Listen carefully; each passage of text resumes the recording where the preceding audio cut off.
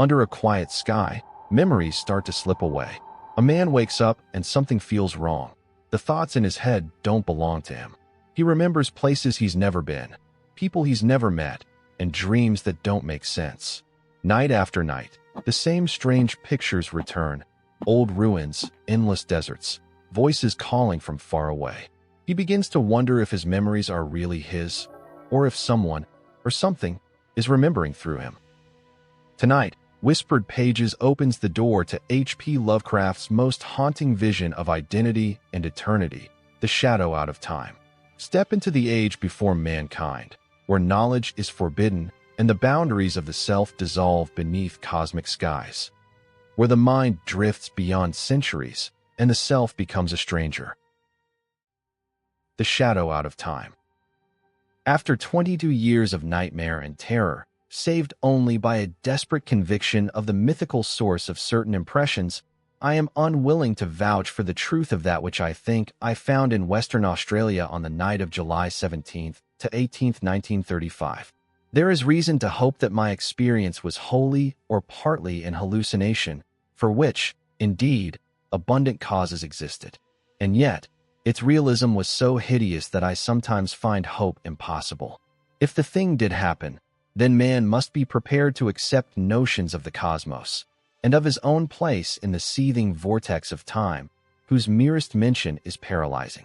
He must, too, be placed on guard against a specific lurking peril which, though it will never engulf the whole race, may impose monstrous and unguessable horrors upon certain venturesome members of it. It is for this latter reason that I urge, with all the force of my being, a final abandonment of all attempts at unearthing those fragments of unknown, primordial masonry which my expedition set out to investigate. Assuming that I was sane and awake, my experience on that night was such as has befallen no man before. It was, moreover, a frightful confirmation of all I had sought to dismiss as myth and dream. Mercifully, there is no proof, for in my fright I lost the awesome object which would, if real and brought out of that noxious abyss, have formed irrefutable evidence.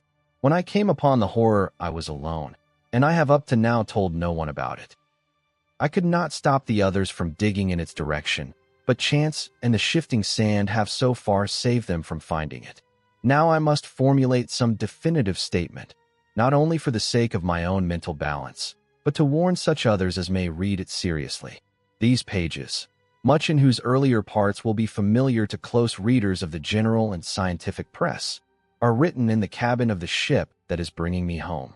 I shall give them to my son, Professor Wingate Peaslee of Miskatonic University, the only member of my family who stuck to me after my queer amnesia of long ago, and the man best informed on the inner facts of my case. Of all living persons, he is least likely to ridicule what I shall tell of that fateful night. I did not enlighten him orally before sailing, because I think he had better have the revelation in written form. Reading and rereading at leisure will leave with him a more convincing picture than my confused tongue could hope to convey. He can do as he thinks best with this account, shewing it, with suitable comment, to any quarters where it will be likely to accomplish good. It is for the sake of such readers as are unfamiliar with the earlier phases of my case that I am prefacing the revelation itself with a fairly ample summary of its background. My name is Nathaniel Wingate Peaslee, and those who recall the newspaper tales of a generation back, or the letters and articles in psychological journals 6 or 7 years ago, will know who and what I am. The press was filled with the details of my strange amnesia in 1908 to 13, and much was made of the traditions of horror, madness, and witchcraft which lurked behind the ancient Massachusetts town then and now forming my place of residence. Yet I would have it known that there is nothing whatever of the mad or sinister in my heredity and early life. This is a highly important fact in view of the shadow which fell so suddenly upon me from outside sources. It may be that centuries of dark brooding had given to crumbling, whisper-haunted Arkham a peculiar vulnerability as regards such shadows, though even this seems doubtful in the light of those other cases which I later came to study. But the chief point is that my own ancestry and background are altogether normal. What came from somewhere else, where I even now hesitate to assert in plain words. I am the son of Jonathan and Hannah Wingate, Peasley, both of wholesome old Haverhill stock. I was born and reared in Haverhill, at the old homestead in Boardman Street near Golden Hill, and did not go to Arkham till I entered Miskatonic University at the age of 18. That was in 1889. After my graduation, I studied economics at Harvard and came back to Miskatonic as instructor of political economy in 1895. For 13 years more, my life ran smoothly and happily. I married Alice Keyser of Haverhill in 1896, and my 3 children, Robert K. Wingate and Hannah, were born in 1898, 1900, and 1903, respectively. In 1898, I became an associate professor, and in 1902, a full professor. At no time had I the least interest in either occultism or abnormal psychology. It was on Thursday, May 14, 1908, that the queer amnesia came. The thing was quite sudden, though later I realized that certain brief, glimmering visions of several hours previous, chaotic visions which disturbed me greatly because they were so unprecedented, must have formed premonitory symptoms. My head was aching, and I had a singular feeling, altogether new to me, that someone else was trying to get possession of my thoughts. The collapse occurred about 10:20 a.m., while I was conducting a class in Political Economy 6, History and Present Tendencies of Economics, for juniors and a few sophomores. I began to see strange shapes before my eyes, and to feel that I was in a grotesque room other than the classroom. My thoughts and speech wandered from my subject, and the students saw that something was gravely amiss. Then I slumped down, unconscious in my chair, in a stupor from which no one could arouse me. Nor did my rightful faculties again look out upon the daylight of our normal world for 5 years, for months, and 13 days. It is, of course, from others that I have learned what followed. I shewed no sign of consciousness for 16.5 hours, though removed to my home at 27 Crane Street and given the best of medical attention. At 3 a.m. May 15th, my eyes opened, and I began to speak. But before long, the doctors and my family were thoroughly frightened by the trend of my expression and language. It was clear that I had no remembrance of my identity or of my past, though for some reason I seemed anxious to conceal this lack of knowledge. My eyes gazed strangely at the persons around me, and the flexions of my facial muscles were altogether unfamiliar. Even my speech seemed awkward and foreign. I used my vocal organs clumsily and gropingly, and my diction had a curiously stilted quality, as if I had laboriously learned the English language from books. The pronunciation was barbarously alien, whilst the idiom seemed to include both scraps of curious archaism and expressions of a wholly incomprehensible cast. Of the latter one in particular was very potently, even terrifiedly, recalled by the youngest of the physicians 20 years afterward. For at that late period such a phrase began to have an actual currency, first in England and then in the United States, and though of much complexity and indisputable newness, it reproduced in every least particular the mystifying words of the strange Arkham patient of 1908. Physical strength returned at once, although I required an odd amount of re-education in the use of my hands, legs, and bodily apparatus in general. Because of this and other handicaps inherent in the mnemonic lapse, I was for some time kept under strict medical care. When I saw that my attempts to conceal the lapse had failed, I admitted it openly and became eager for information of all sorts. Indeed, it seemed to the doctors that I had lost interest in my proper personality as soon as I found the case of amnesia accepted as a natural thing. They noticed that my chief efforts were to master certain points in history, science, art, language, and folklore, some of them tremendously abstruse and some childishly simple, which remained, very oddly in many cases, outside my consciousness. At the same time, they noticed that I had an inexplicable command of many almost unknown sorts of knowledge, a command which I seemed to wish to hide rather than display. I would inadvertently refer, with casual assurance, to specific events in dim ages outside the range of accepted history, passing off such references as a jest when I saw the surprise they created. And I had a way of speaking of the future which 2 or 3 times caused actual fright. These uncanny flashes soon ceased to appear, though some observers laid their vanishment more to a certain furtive caution on my part than to any waning of the strange knowledge behind them. Indeed, I seemed anomalously avid to absorb the speech, customs, and perspectives of the age around me, as if I were a studious traveler from a far, foreign land. As soon as permitted, I haunted the college library at all hours, and shortly began to arrange for those odd travels and special courses at American and European universities, which evoked so much comment during the next few years. I did not at any time suffer from a lack of learned contacts, for my case had a mild celebrity among the psychologists of the period. I was lectured upon as a typical example of secondary personality, even though I seemed to puzzle the lecturers now and then with some bizarre symptom or some queer trace of carefully veiled mockery. Of real friendliness, however, I encountered little. Something in my aspect and speech seemed to excite vague fears and aversions in everyone I met, as if I were a being infinitely removed from all that is normal and healthful. This idea of a black, hidden horror connected with incalculable gulfs of some sort of distance was oddly widespread and persistent. My own family formed no exception. From the moment of my strange waking, my wife had regarded me with extreme horror and loathing, vowing that I was some utter alien usurping the body of her husband. In 1910, she obtained a legal divorce, nor would she ever consent to see me even after my return to normalcy in 1913. These feelings were shared by my elder son and my small daughter, neither of whom I have ever seen since. Only my second son, Wingate, seemed able to conquer the terror and repulsion which my change aroused. He indeed felt that I was a stranger, but though only 8 years old, held fast to a faith that my proper self would return. When it did return, he sought me out, and the courts gave me his custody. In succeeding years, he helped me with the studies to which I was driven, and today at 35 he is a professor of psychology at Miskatonic. But I do not wonder at the horror I caused, for certainly the mind, voice, and facial expression of the being that awaked on May 15, 1908 were not those of Nathaniel Wingate Peaslee. I will not attempt to tell much of my life from 1908 to 1913, since readers may glean all the outward essentials, as I largely had to do, from files of old newspapers and scientific journals. I was given charge of my funds, and spent them slowly and on the whole wisely, in travel and in study at various centers of learning. My travels, however, were singular in the extreme, involving long visits to remote and desolate places.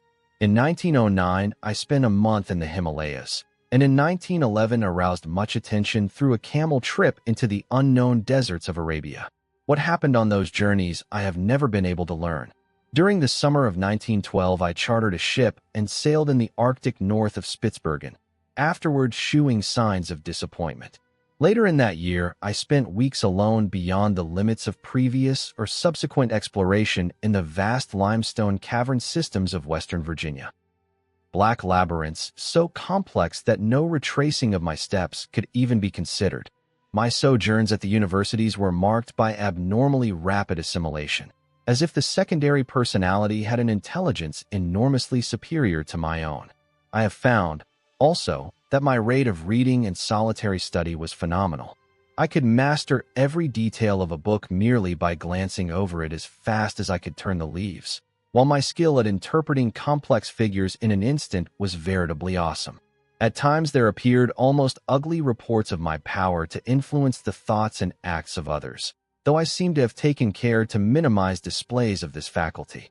Other ugly reports concern my intimacy with leaders of occultist groups, and scholars suspected of connection with nameless bands of abhorrent elder-world hierophants.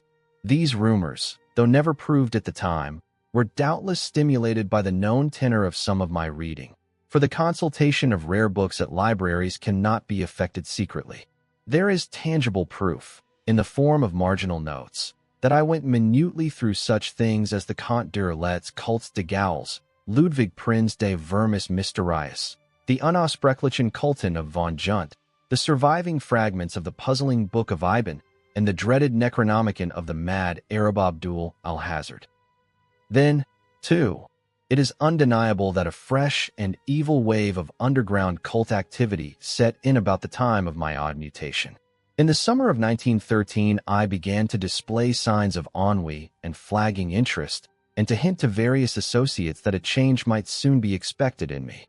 I spoke of returning memories of my earlier life, though most auditors judged me insincere, since all the recollections I gave were casual, and such as might have been learned from my old private papers. About the middle of August, I returned to Arkham and reopened my long-closed house in Crane St. Here I installed a mechanism of the most curious aspect, constructed piecemeal by different makers of scientific apparatus in Europe and America, and guarded carefully from the sight of anyone intelligent enough to analyze it. Those who did see it, a workman, a servant, and the new housekeeper, say that it was a queer mixture of rods, wheels, and mirrors, though only about 2 feet tall, 1 foot wide, and 1 foot thick. The central mirror was circular and convex. All this is borne out by such makers of parts as can be located. On the evening of Friday, September 26th, I dismissed the housekeeper and the maid till noon of the next day. Lights burned in the house till late, and a lean, dark, curiously foreign-looking man called in an automobile. It was about 1 a.m. that the lights were last seen. At 2:15 a.m., a policeman observed the place in darkness, but with the stranger's motor still at the curb. By 4 o'clock, the motor was certainly gone. It was at 6 that a hesitant, foreign voice on the telephone asked Dr. Wilson to call at my house and bring me out of a peculiar faint. This call, a long-distance one, was later traced to a public booth in the North Station in Boston, but no sign of the lean foreigner was ever unearthed. When the doctor reached my house, he found me unconscious in the sitting room, in an easy chair with a table drawn up before it. On the polished tabletop were scratches showing where some heavy object had rested. The queer machine was gone, nor was anything afterward heard of it. Undoubtedly the dark, lean foreigner had taken it away. In the library grate were abundant ashes evidently left from the burning of every remaining scrap of paper on which I had written since the advent of the amnesia. Dr. Wilson found my breathing very peculiar, but after an hypodermic injection it became more regular. At 11:15 a.m., September 27th, I stirred vigorously, and my hitherto mask-like face began to shew signs of expression. Dr. Wilson remarked that the expression was not that of my secondary personality, but seemed much like that of my normal self. About 11:30, I muttered some very curious syllables which seemed unrelated to any human speech. I appeared, too, to struggle against something. Then, just after noon, the housekeeper and the maid having meanwhile returned, I began to mutter in English. Of the orthodox economists of that period, Jevons typifies the prevailing trend towards scientific correlation. His attempt to link the commercial cycle of prosperity and depression with the physical cycle of the solar spots forms perhaps the apex of. Nathaniel Wingate Peaslee had come back, a spirit in whose timescale it was still that Thursday morning in 1908, with the economics class gazing up at the battered desk on the platform. 2. My reabsorption into normal life was a painful and difficult process. The loss of over 5 years creates more complications than can be imagined, and in my case there were countless matters to be adjusted. What I heard of my actions since 1908 astonished and disturbed me, but I tried to view the matter as philosophically as I could. At last regaining custody of my second son Wingate, I settled down with him in the Crane Street house and endeavored to resume teaching, my old professorship having been kindly offered me by the college. I began work with the February 1914 term and kept at it just a year. By that time I realized how badly my experience had shaken me. Though perfectly sane, I hoped, and with no flaw in my original personality, I had not the nervous energy of the old days. Vague dreams and queer ideas continually haunted me, and when the outbreak of the World War turned my mind to history, I found myself thinking of periods and events in the oddest possible fashion. My conception of time, my ability to distinguish between consecutiveness and simultaneousness, seemed subtly disordered, so that I formed chimerical notions about living in one age and casting one's mind all over eternity for knowledge of past and future ages. The war gave me strange impressions of remembering some of its far-off consequences, as if I knew how it was coming out and could look back upon it in the light of future information. All such quasi-memories were attended with much pain, and with a feeling that some artificial psychological barrier was set against them. When I diffidently hinted to others about my impressions, I met with varied responses. Some persons looked uncomfortably at me, but men in the mathematics department spoke of new developments in those theories of relativity, then discussed only in learned circles, which were later to become so famous. Dr. Albert Einstein, they said, was rapidly reducing time to the status of a mere dimension. But the dreams and disturbed feelings gained on me, so that I had to drop my regular work in 1915. Certain of the impressions were taking an annoying shape, giving me the persistent notion that my amnesia had formed some unholy sort of exchange, that the secondary personality had indeed been an intruding force from unknown regions, and that my own personality had suffered displacement. Thus I was driven to vague and frightful speculations concerning the whereabouts of my true self during the years that another had held my body. The curious knowledge and strange conduct of my body's late tenant troubled me more and more as I learned further details from persons, papers, and magazines. Queernesses that had baffled others seemed to harmonize terribly with some background of black knowledge which festered in the chasms of my subconscious. I began to search feverishly for every scrap of information bearing on the studies and travels of that other one during the dark years. Not all of my troubles were as semi-abstract as this. There were the dreams, and these seemed to grow in vividness and concreteness. Knowing how most would regard them, I seldom mentioned them to anyone but my son or certain trusted psychologists. But eventually I commenced a scientific study of other cases in order to see how typical or non-typical such visions might be among amnesia victims. My results, aided by psychologists, historians, anthropologists, and mental specialists of wide experience, and by a study that included all records of split personalities from the days of demoniac possession legends to the medically realistic present, at first bothered me more than they consoled me. I soon found that my dreams had indeed no counterpart in the overwhelming bulk of true amnesia cases. There remained, however, a tiny residue of accounts which for years baffled and shocked me with their parallelism to my own experience. Some of them were bits of ancient folklore, others were case histories in the annals of medicine. One or two were anecdotes obscurely buried in standard histories. It thus appeared that, while my special kind of affliction was prodigiously rare, instances of it had occurred at long intervals ever since the beginning of man's annals. Some centuries might contain 1, 2, or 3 cases, others none, or at least none whose record survived. The essence was always the same. A person of keen thoughtfulness seized with a strange secondary life and leading for a greater or lesser period in utterly alien existence typified at first by vocal and bodily awkwardness, and later by a wholesale acquisition of scientific, historic, artistic, and anthropological knowledge, an acquisition carried on with feverish zest and with a wholly abnormal absorptive power. Then a sudden return of the rightful consciousness, intermittently plagued ever after with vague, unplaceable dreams suggesting fragments of some hideous memory elaborately blotted out, and the close resemblance of those nightmares to my own, even in some of the smallest particulars, left no doubt in my mind of their significantly typical nature. One or two of the cases had an added ring of faint, blasphemous familiarity, as if I had heard of them before through some cosmic channel too morbid and frightful to contemplate. In 3 instances, there was specific mention of such an unknown machine as had been in my house before the second change. Another thing that cloudily worried me during my investigation was the somewhat greater frequency of cases where a brief, elusive glimpse of the typical nightmares was afforded to persons not visited with well-defined amnesia. These persons were largely of mediocre mind or less, some so primitive that they could scarcely be thought of as vehicles for abnormal scholarship and preternatural mental acquisitions. For a second, they would be fired with alien force. Then a backward lapse and a thin, swift-fading memory of unhuman horrors. There had been at least 3 such cases during the past half-century, one only 15 years before. Had something been groping blindly through time from some unsuspected abyss in nature? Were these faint cases monstrous, sinister experiments of a kind and authorship utterly beyond sane belief? Such were a few of the formless speculations of my weaker hours, fancies abetted by myths which my studies uncovered.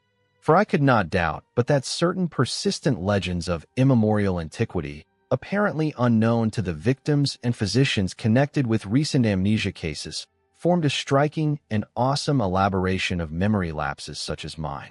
Of the nature of the dreams and impressions which were growing so clamorous, I still almost fear to speak. They seemed to savor of madness, and at times I believed I was indeed going mad. Was there a special type of delusion afflicting those who had suffered lapses of memory? Conceivably, the efforts of the subconscious mind to fill up a perplexing blank with pseudo-memories might give rise to strange imaginative vagaries. This, indeed, though an alternative folklore theory finally seemed to me more plausible, was the belief of many of the alienists who helped me in my search for parallel cases and who shared my puzzlement at the exact resemblances sometimes discovered. They did not call the condition true insanity, but classed it rather among neurotic disorders. My course in trying to track it down and analyze it, instead of vainly seeking to dismiss or forget it, they heartily endorsed as correct according to the best psychological principles. I especially valued the advice of such physicians as had studied me during my possession by the other personality. My first disturbances were not visual at all, but concerned the more abstract matters which I have mentioned. There was, too, a feeling of profound and inexplicable horror concerning myself. I developed a queer fear of seeing my own form, as if my eyes would find it something utterly alien and inconceivably abhorrent. When I did glance down and behold the familiar human shape in quiet gray or blue clothing, I always felt a curious relief, though in order to gain this relief I had to conquer an infinite dread. I shunned mirrors as much as possible and was always shaved at the barber's. It was a long time before I correlated any of these disappointed feelings with the fleeting visual impressions which began to develop.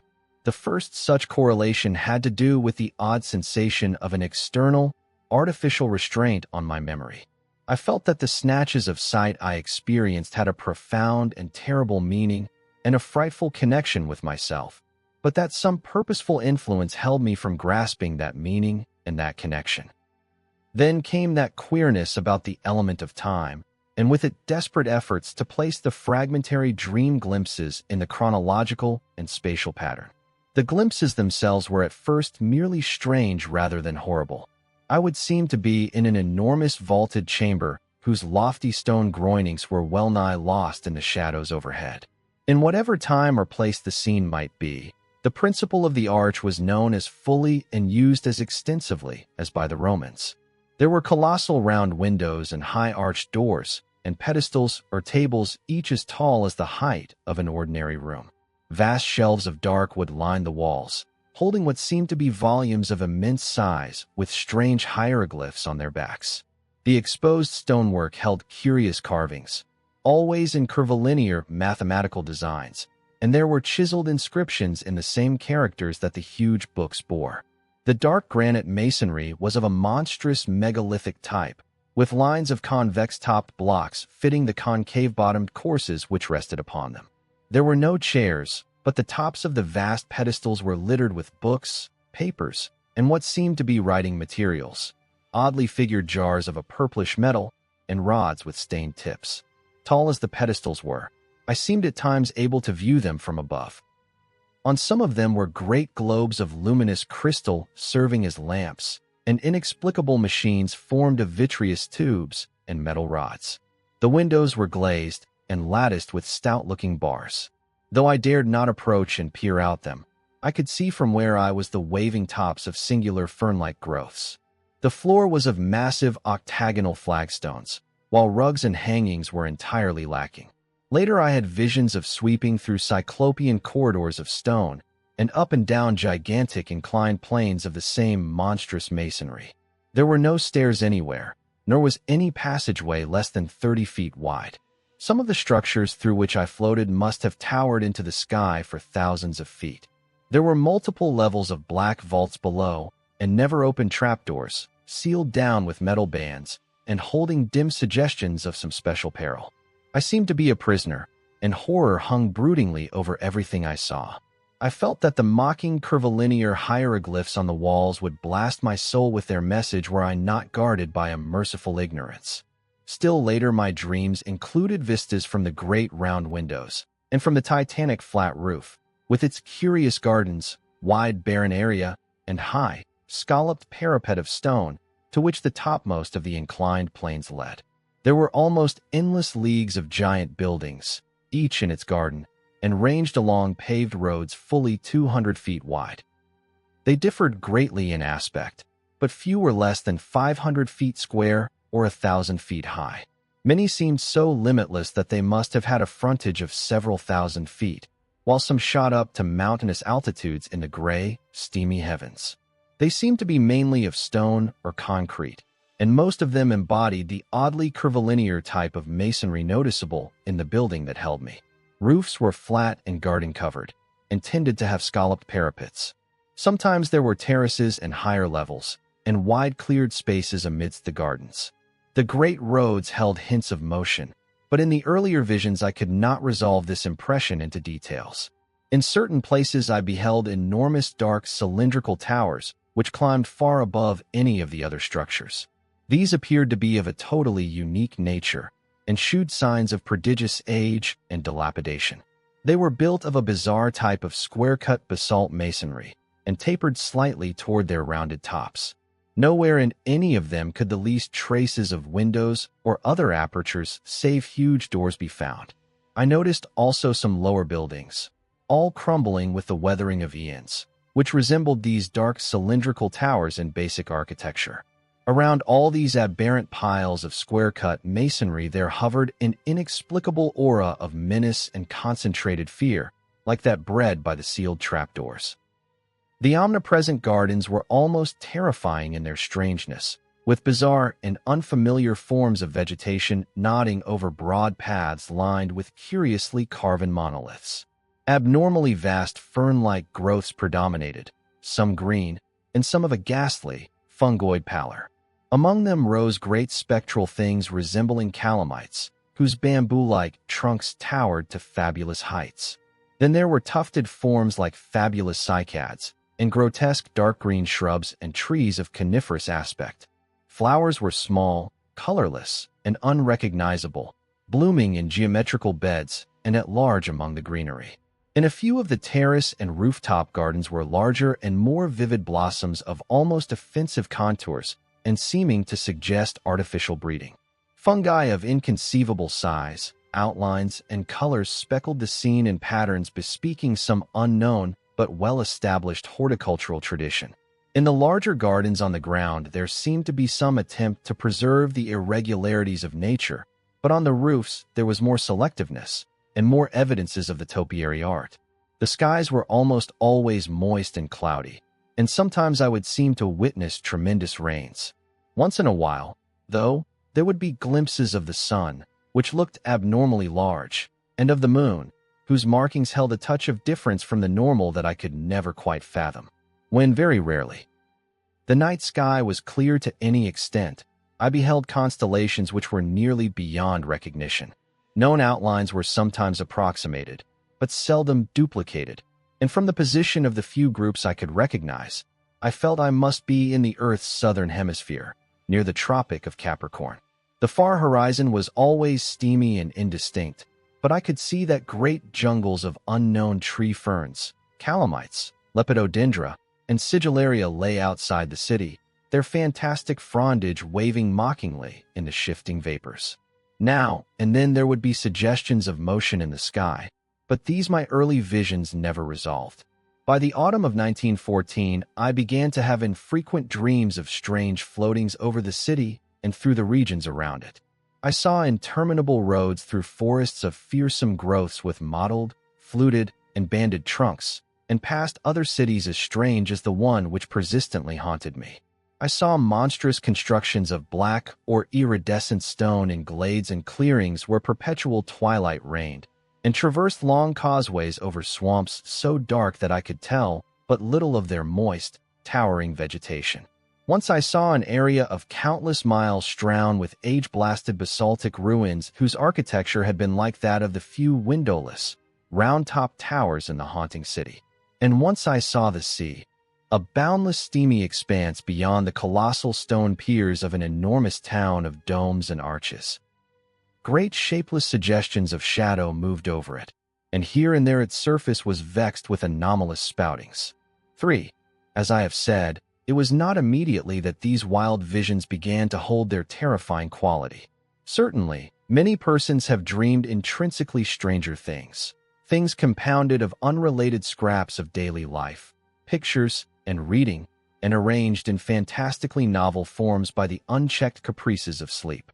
For some time I accepted the visions as natural, even though I had never before been an extravagant dreamer.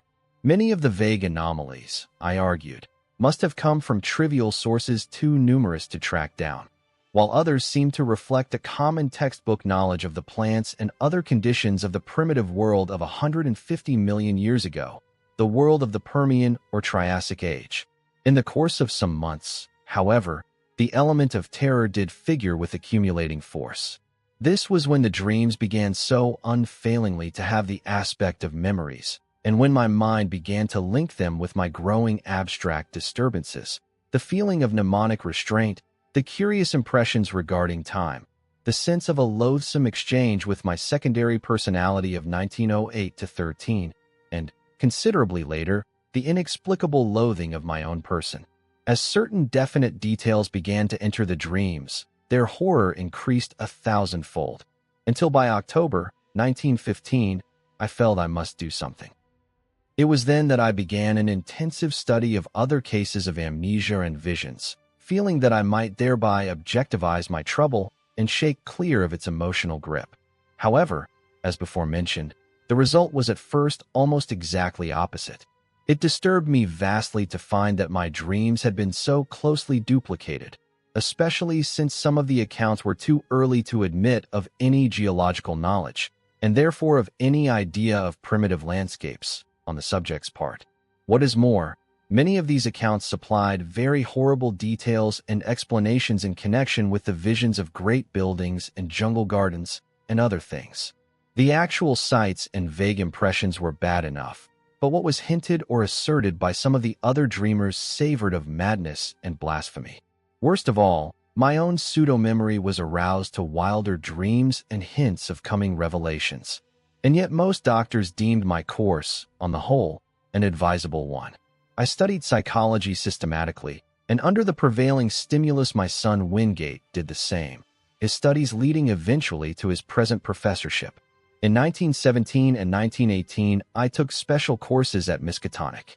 Meanwhile, my examination of medical, historical, and anthropological records became indefatigable, involving travels to distant libraries, and finally including even a reading of the hideous books of forbidden elder lore in which my secondary personality had been so disturbingly interested. Some of the latter were the actual copies I had consulted in my altered state, and I was greatly disturbed by certain marginal notations and ostensible corrections of the hideous text in a script and idiom which somehow seemed oddly unhuman. These markings were mostly in the respective languages of the various books, all of which the writer seemed to know with equal though obviously academic facility. One note appended to von Junt's Unaussprechlichen Kulten, however, was alarmingly otherwise. It consisted of certain curvilinear hieroglyphs in the same ink as that of the German corrections, but following no recognized human pattern. And these hieroglyphs were closely and unmistakably akin to the characters constantly met with in my dreams. Characters whose meaning I would sometimes momentarily fancy I knew or was just on the brink of recalling. To complete my black confusion, my librarians assured me that, in view of previous examinations and records of consultation of the volumes in question, all of these notations must have been made by myself in my secondary state. This despite the fact that I was, and still, am ignorant of 3 of the languages involved. Piecing together the scattered records, ancient and modern, anthropological and medical, I found a fairly consistent mixture of myth and hallucination whose scope and wildness left me utterly dazed. Only one thing consoled me, the fact that the myths were of such early existence.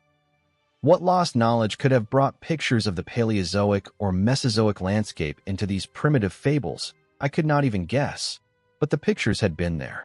Thus, A basis existed for the formation of a fixed type of delusion. Cases of amnesia no doubt created the general myth pattern, but afterward the fanciful accretions of the myths must have reacted on amnesia sufferers and colored their pseudo-memories. I myself had read and heard all the early tales during my memory lapse. My quest had amply proved that.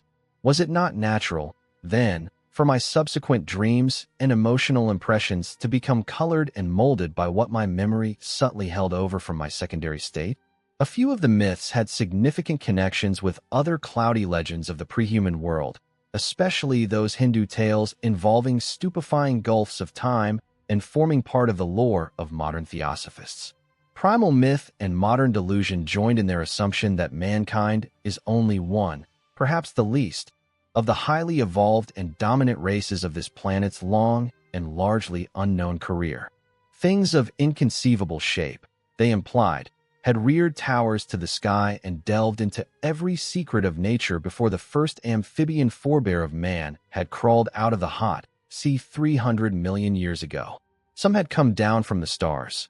A few were as old as the cosmos itself. Others had arisen swiftly from terrene germs as far behind the first germs of our life cycle as those germs are behind ourselves. Spans of thousands of millions of years and linkages with other galaxies and universes were freely spoken of. Indeed, there was no such thing as time in its humanly accepted sense.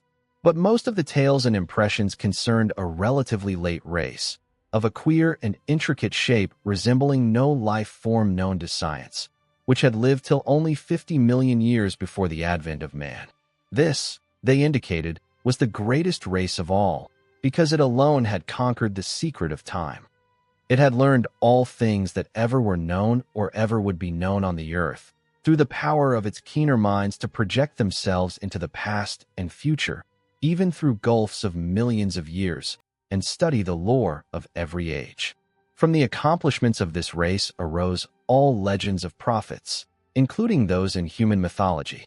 In its vast libraries were volumes of texts and pictures holding the whole of Earth's annals. Histories and descriptions of every species that had ever been or that ever would be, with full records of their arts, their achievements, their languages, and their psychologies. With this aeon-embracing knowledge, the great race chose from every era and life form such thoughts, arts, and processes as might suit its own nature and situation. Knowledge of the past, secured through a kind of mind casting outside the recognized senses, was harder to glean than knowledge of the future. In the latter case, the course was easier and more material. With suitable mechanical aid, a mind would project itself forward in time, feeling its dim, extrasensory way till it approached the desired period. Then, after preliminary trials, it would seize on the best discoverable representative of the highest of that period's life forms, entering the organism's brain and setting up therein its own vibrations, while the displaced mind would strike back to the period of the displacer, remaining in the latter's body till a reverse process was set up. The projected mind, in the body of the organism of the future, would then pose as a member of the race whose outward form it wore, learning as quickly as possible all that could be learned of the chosen age and its massed information and techniques. Meanwhile, the displaced mind, thrown back to the displacer's age and body, would be carefully guarded. It would be kept from harming the body it occupied, and would be drained of all its knowledge by trained questioners.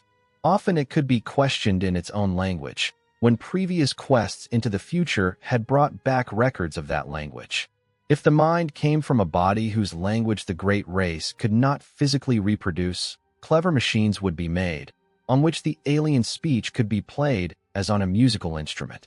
The great race's members were immense rugose cones 10 feet high, and with head and other organs attached to foot-thick, distensible limbs spreading from the apexes.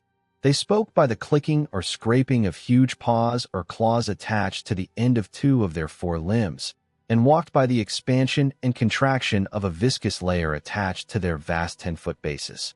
When the captive mind's amazement and resentment had worn off, and when, assuming that it came from a body vastly different from the great race's, it had lost its horror at its unfamiliar temporary form, it was permitted to study its new environment and experience a wonder and wisdom approximating that of its displacer. With suitable precautions, and in exchange for suitable services, it was allowed to rove all over the habitable world in Titan airships or on the huge boat-like atomic-engine vehicles which traversed the great roads, and to delve freely into the libraries containing the records of the planet's past and future. This reconciled many captive minds to their lot, since none were other than keen, and to such minds the unveiling of hidden mysteries of Earth, closed chapters of inconceivable pasts, and dizzying vortices of future time, which include the years ahead of their own natural ages, forms always, despite the abysmal horrors often unveiled, the supreme experience of life. Now and then certain captives were permitted to meet other captive minds seized from the future, to exchange thoughts with consciousnesses living 100 or 1,000 or 1,000,000 years before or after their own ages. And all were urged to write copiously in their own languages of themselves and their respective periods, such documents to be filed in the great central archives. It may be added that there was one sad special type of captive whose privileges were far greater than those of the majority. These were the dying permanent exiles, whose bodies in the future had been seized by keen-minded members of the great race who, faced with death, sought to escape mental extinction. Such melancholy exiles were not as common as might be expected, since the longevity of the great race lessened its love of life, especially among those superior minds capable of projection. From cases of the permanent projection of elder minds arose many of those lasting changes of personality noticed in later history, including mankind's. As for the ordinary cases of exploration, when the displacing mind had learned what it wished in the future, it would build an apparatus like that which had started its flight and reverse the process of projection. Once more it would be in its own body in its own age, while the lately captive mind would return to that body of the future to which it properly belonged. Only when one or the other of the bodies had died during the exchange was this restoration impossible. In such cases, of course, the exploring mind had, like those of the deathscapers, to live out an alien-bodied life in the future, or else the captive mind, like the dying permanent exiles, had to end its days in the form and past age of the great race. This fate was least horrible when the captive mind was also of the great race, a not infrequent occurrence, since in all its periods that race was intensely concerned with its own future. The number of dying permanent exiles of the great race was very slight, largely because of the tremendous penalties attached to displacements of future great race minds by the moribund. Through projection, arrangements were made to inflict these penalties on the offending minds in their new future bodies, and sometimes forced re-exchanges were effected. Complex cases of the displacement of exploring or already captive minds by minds in various regions of the past had been known and carefully rectified. In every age since the discovery of mind projection, a minute but well-recognized element of the population consisted of great race minds from past ages, sojourning for a longer or shorter while. When a captive mind of alien origin was returned to its own body in the future, it was purged by an intricate mechanical hypnosis of all it had learned in the great race's age. This because of certain troublesome consequences inherent in the general carrying forward of knowledge in large quantities. The few existing instances of clear transmission had caused, and would cause at known future times, great disasters. And it was largely in consequence of two cases of the kind, said the old myths, that mankind had learned what it had concerning the great race. Of all things surviving physically and directly from that aeon-distant world, there remained only certain ruins of great stones in far places and under the sea, and parts of the text of the frightful Akkadic manuscripts. Thus the returning mind reached its own age with only the faintest and most fragmentary visions of what it had undergone since its seizure. All memories that could be eradicated were eradicated, so that in most cases only a dream-shadowed blank stretched back to the time of the first exchange. Some minds recalled more than others, and the chance joining of memories had at rare times brought hints of the forbidden past to future ages. There probably never was a time when groups or cults did not secretly cherish certain of these hints. In the Necronomicon, the presence of such a cult among human beings was suggested. a cult that sometimes gave aid to minds voyaging down the eons from the days of the Great Race. And meanwhile, the Great Race itself waxed well-nigh omniscient, and turned to the task of setting up exchanges with the minds of other planets, and of exploring their pasts and futures. It sought likewise to fathom the past years and origin of that black, aeon-dead orb in far space, whence its own mental heritage had come, for the mind of the Great Race was older than its bodily form. The beings of a dying elder world, wise with the ultimate secrets, had looked ahead for a new world and species wherein they might have long life, and had sent their minds en masse into that future race best adapted to house them, the cone-shaped things that peopled our Earth a billion years ago. Thus the Great Race came to be, while the myriad minds sent backward were left to die in the horror of strange shapes. Later the race would again face death, yet would live through another forward migration of its best minds into the bodies of others who had a longer physical span ahead of them. Such was the background of intertwined legend and hallucination. When, around 1920, I had my researches in coherent shape, I felt a slight lessening of the tension which their earlier stages had increased. After all, and in spite of the fancies prompted by blind emotions, were not most of my phenomena readily explainable? Any chance might have turned my mind to dark studies during the amnesia, and then I read the forbidden legends and met the members of ancient and ill-regarded cults that, plainly, supplied the material for the dreams and disturbed feelings which came after the return of memory.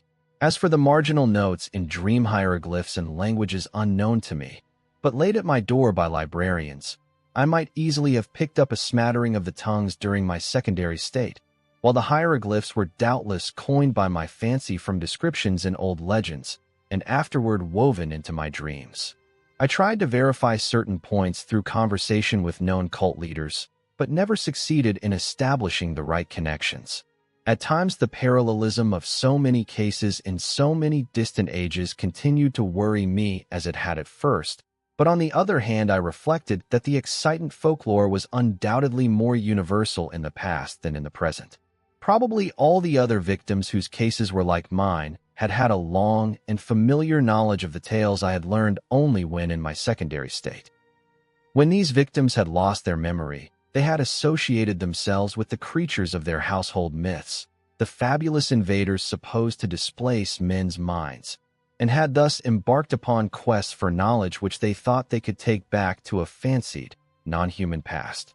Then when their memory returned, they reversed the associative process and thought of themselves as the former captive minds instead of as the displacers. Hence the dreams and pseudo-memories following the conventional myth pattern. Despite the seeming cumbrousness of these explanations, they came finally to supersede all others in my mind, largely because of the greater weakness of any rival theory. And a substantial number of eminent psychologists and anthropologists gradually agreed with me. The more I reflected, the more convincing did my reasoning seem, till in the end I had a really effective bulwark against the visions and impressions which still assailed me. Suppose I did see strange things at night? These were only what I had heard and read of. Suppose I did have odd loathings and perspectives and pseudo-memories? These, too, were only echoes of myths absorbed in my secondary state. Nothing that I might dream, nothing that I might feel, could be of any actual significance. Fortified by this philosophy, I greatly improved in nervous equilibrium, even though the visions, rather than the abstract impressions, steadily became more frequent and more disturbingly detailed. In 1922, I felt able to undertake regular work again and put my newly gained knowledge to practical use by accepting an instructorship in psychology at the university. My old share of political economy had long been adequately filled, besides which, methods of teaching economics had changed greatly since my heyday. My son was at this time just entering on the postgraduate studies leading to his present professorship, and we worked together a great deal. For I continued, however, to keep a careful record of the outre dreams which crowded upon me so thickly and vividly. Such a record, I argued, was of genuine value as a psychological document. The glimpses still seemed damnably like memories, though I fought off this impression with a goodly measure of success. In writing, I treated the phantasmata as things seen, but at all other times I brushed them aside like any gossamer illusions of the night. I had never mentioned such matters in common conversation, though reports of them, filtering out as such things will, had aroused sundry rumors regarding my mental health. It is amusing to reflect that these rumors were confined wholly to laymen, without a single champion among physicians or psychologists. Of my visions after 1914, I will here mention only a few, since fuller accounts and records are at the disposal of the serious student. It is evident that with time the curious inhibitions somewhat waned, for the scope of my visions vastly increased. They have never, though, become other than disjointed fragments seemingly without clear motivation. Within the dreams, I seemed gradually to acquire a greater and greater freedom of wandering. I floated through many strange buildings of stone, going from one to the other along mammoth underground passages which seemed to form the common avenues of transit.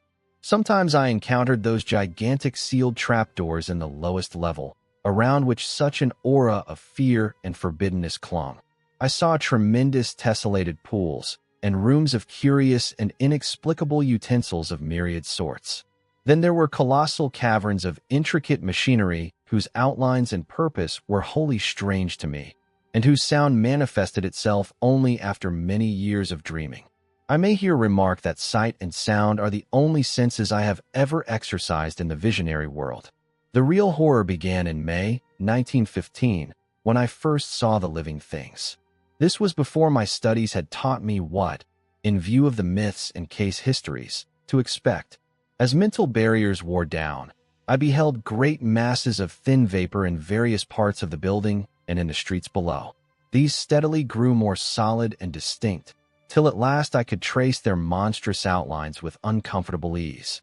They seemed to be enormous iridescent cones, about 10 feet high and 10 feet wide at the base, and made up of some ridgy, scaly, semi-elastic matter. From their apexes projected four flexible, cylindrical members, each a foot thick, and of a ridgy substance like that of the cones themselves. These members were sometimes contracted almost to nothing, and sometimes extended to any distance up to about 10 feet. Terminating two of them were enormous claws, or nippers. At the end of a third were four red, trumpet-like appendages. The fourth terminated in an irregular yellowish globe some 2 feet in diameter and having 3 great dark eyes ranged along its central circumference. Surmounting this head were 4 slender gray stalks bearing flower-like appendages, whilst from its nether side dangled 8 greenish antennae or tentacles. The great base of the central cone was fringed with a rubbery, gray substance which moved the whole entity through expansion and contraction. Their actions, though harmless, horrified me even more than their appearance, for it is not wholesome to watch monstrous objects doing what one is known only human beings to do. These objects moved intelligently around the great rooms, getting books from the shelves and taking them to the great tables, or vice versa, and sometimes writing diligently with a peculiar rod gripped in the greenish head tentacles. The huge nippers were used in carrying books and in conversation, speech consisting of a kind of clicking and scraping. The objects had no clothing, but wore satchels or knapsacks suspended from the top of the conical trunk. They commonly carried their head and its supporting member at the level of the cone top, although it was frequently raised or lowered. The other 3 great members tended to rest downward on the sides of the cone, contracted to about 5 feet each when not in use. From their rate of reading, writing, and operating their machines, those on the tables seemed somehow connected with thought. I concluded that their intelligence was enormously greater than man's.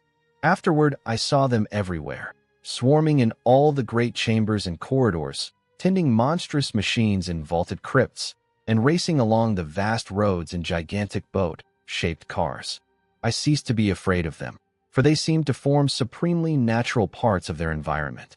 Individual differences amongst them began to be manifest, and a few appeared to be under some kind of restraint. These latter, though shewing no physical variation, had a diversity of gestures and habits which marked them off not only from the majority, but very largely from one another. They wrote a great deal in what seemed to my cloudy vision a vast variety of characters, never the typical curvilinear hieroglyphs of the majority. A few, I fancied, used our own familiar alphabet. Most of them worked much more slowly than the general mass of the entities. All this time my own part in the dreams seemed to be that of a disembodied consciousness with a range of vision wider than the normal, floating freely about, yet confined to the ordinary avenues and speeds of travel.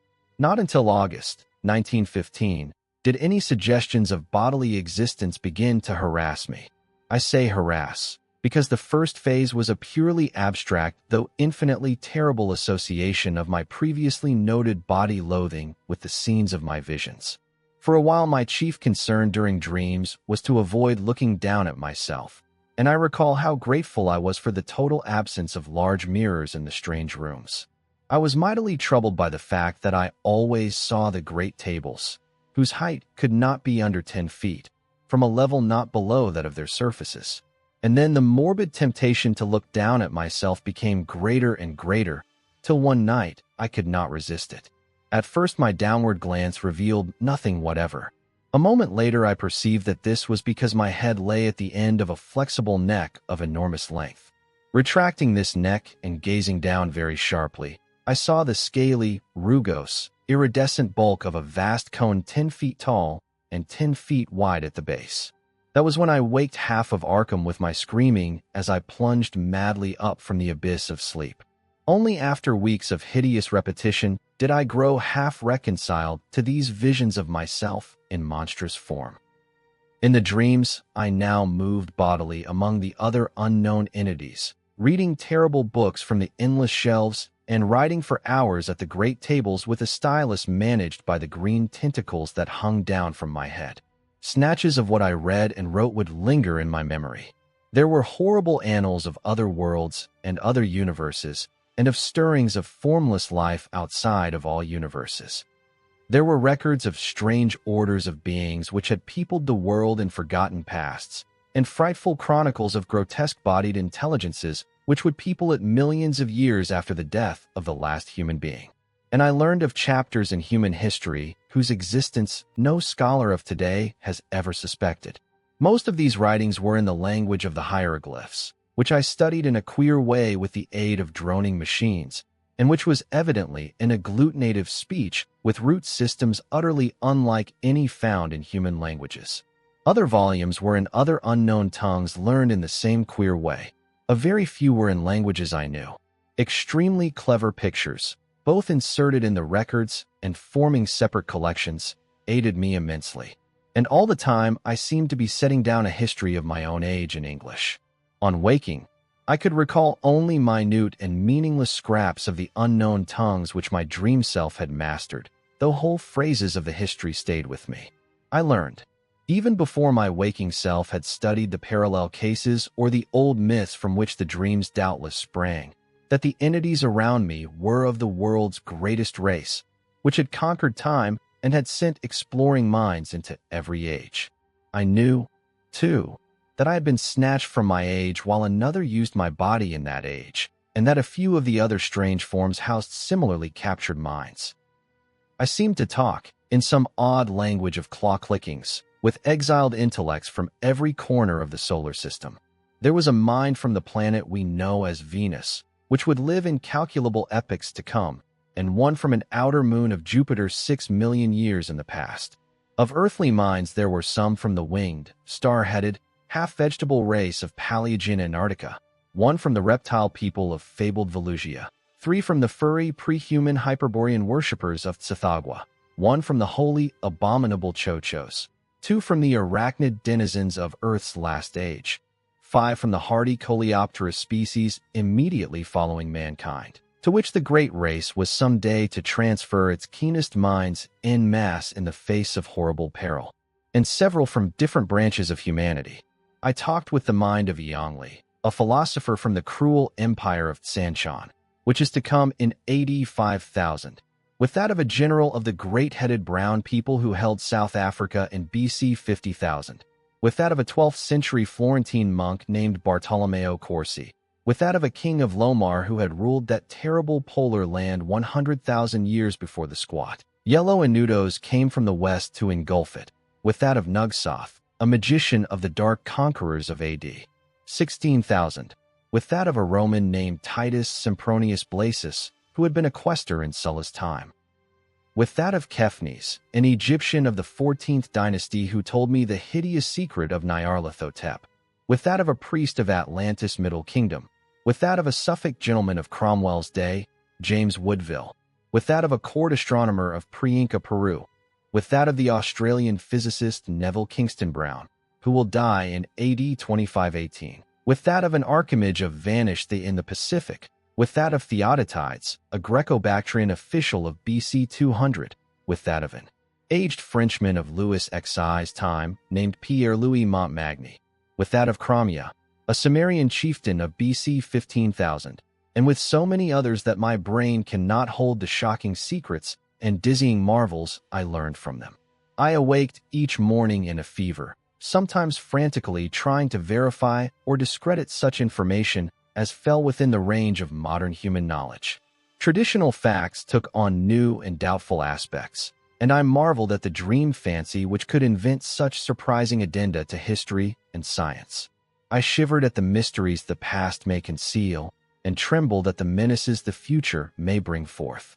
What was hinted in the speech of post-human entities of the fate of mankind produced such an effect on me that I will not set it down here. After man, there would be the mighty beetle civilization, the bodies of whose members the cream of the great race would seize when the monstrous doom overtook the elder world.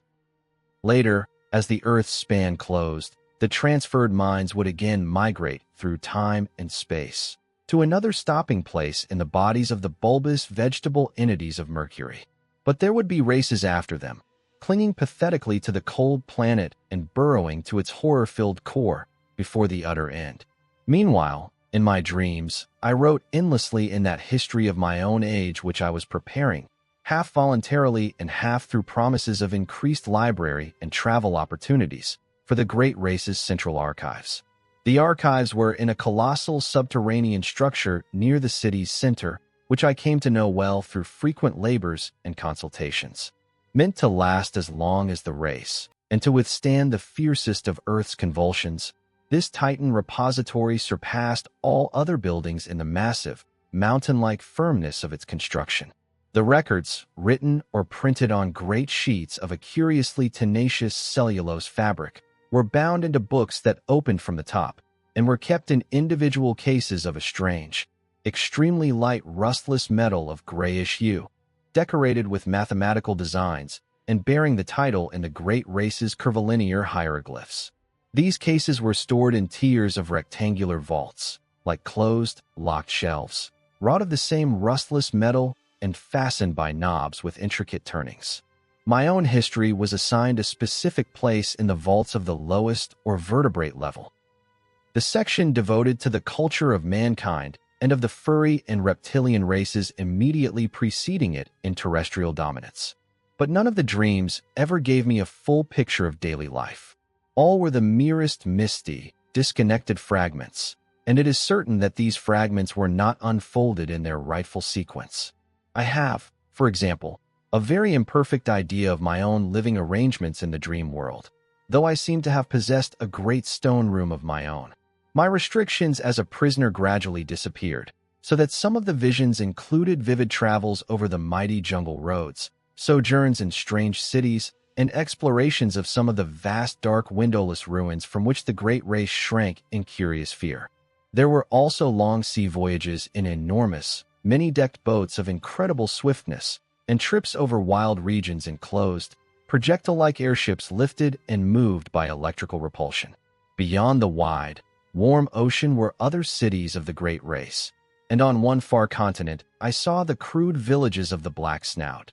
Winged creatures who would evolve as a dominant stock after the great race had sent its foremost minds into the future to escape the creeping horror. Flatness and exuberant green life were always the keynote of the scene. Hills were low and sparse, and usually displayed signs of volcanic forces. Of the animals I saw, I could write volumes. All were wild. For the great race's mechanized culture had long since done away with domestic beasts, while food was wholly vegetable or synthetic. Clumsy reptiles of great bulk floundered in steaming morasses, fluttered in the heavy air, or spouted in the seas and lakes, and among these I fancied I could vaguely recognize lesser, archaic prototypes of many forms: dinosaurs, pterodactyls, ichthyosaurs, labyrinthodonts, rhamphorhynchi, plesiosaurs, and the like, made familiar through paleontology. Of birds or mammals there were none that I could discern. The ground and swamps were constantly alive with snakes, lizards, and crocodiles, while insects buzzed incessantly amidst the lush vegetation. And far out at sea unspied and unknown monsters spouted mountainous columns of foam into the vaporous sky. Once I was taken under the ocean in a gigantic submarine vessel with searchlights, and glimpsed some living horrors of awesome magnitude. I saw also the ruins of incredible sunken cities, and the wealth of crinoid, brachiopod, coral, and ichthytic life which everywhere abounded. Of the physiology, psychology, folkways, and detailed history of the great race my visions preserved but little information, and many of the scattered points I here set down were gleaned from my study of old legends and other cases rather than from my own dreaming. For in time, of course, my reading and research caught up with and passed the dreams in many phases, so that certain dream fragments were explained in advance and formed verifications of what I had learned. This consolingly established my belief that similar reading and research, accomplished by my secondary self, had formed the source of the whole terrible fabric of pseudo-memories. The period of my dreams, apparently, was one somewhat less than 150 million years ago, when the Paleozoic age was giving place to the Mesozoic. The bodies occupied by the great race represented no surviving, or even scientifically known, line of terrestrial evolution, but were of a peculiar, closely homogeneous, and highly specialized organic type, inclining as much to the vegetable as to the animal state. Cell action was of an unique sort, almost precluding fatigue and wholly eliminating the need of sleep. Nourishment, assimilated through the red trumpet-like appendages on one of the great flexible limbs, was always semi-fluid and in many aspects wholly unlike the food of existing animals. The beings had but two of the senses which we recognize, sight and hearing, the latter accomplished through the flower-like appendages on the gray stalks above their heads, but of other and incomprehensible senses, not, however, while utilizable by alien captive minds inhabiting their bodies, they possessed many. Their three eyes were so situated as to give them a range of vision wider than the normal. Their blood was a sort of deep greenish ichor of great thickness.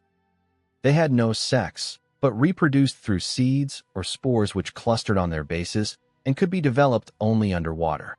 Great, shallow tanks were used for the growth of their young, which were, however, reared only in small numbers on account of the longevity of individuals, 4,000 or 5,000 years being the common lifespan.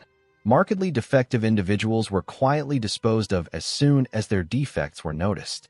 Disease and the approach of death were, in the absence of a sense of touch or of physical pain, recognized by purely visual symptoms. The dead were incinerated with dignified ceremonies. Once in a while, as before mentioned, a keen mind would escape death by forward projection in time, but such cases were not numerous. When one did occur, the exiled mind from the future was treated with the utmost kindness till the dissolution of its unfamiliar tenement. The great race seemed to form a single loosely knit nation or league, with major institutions in common, though there were 4 definite divisions. The political and economic system of each unit was a sort of fascistic socialism, with major resources rationally distributed and power delegated to a small governing board elected by the votes of all able to pass certain educational and psychological tests. Family organization was not overstressed, though ties among persons of common descent were recognized, and the young were generally reared by their parents. Resemblances to human attitudes and institutions were, of course, most marked in those fields where on the one hand highly abstract elements were concerned, or where on the other hand there was a dominance of the basic, unspecialized urges common to all organic life. A few added likenesses came through conscious adoption as the great race probed the future and copied what it liked. Industry, highly mechanized, demanded but little time from each citizen, and the abundant leisure was filled with intellectual and aesthetic activities of various sorts. The sciences were carried to an unbelievable height of development, and art was a vital part of life. though at the period of my dreams it had passed its crest and meridian. Technology was enormously stimulated through the constant struggle to survive and to keep in existence the physical fabric of great cities, imposed by the prodigious geologic upheavals of those primal days. Crime was surprisingly scanty and was dealt with through highly efficient policing. Punishments ranged from privilege deprivation and imprisonment to death or major emotion wrenching, and were never administered without a careful study of the criminal's motivations. Warfare, largely civil for the last few millennia, though sometimes waged against reptilian and octopodic invaders, or against the winged, star-headed old ones who centered in the Antarctic, was infrequent though infinitely devastating.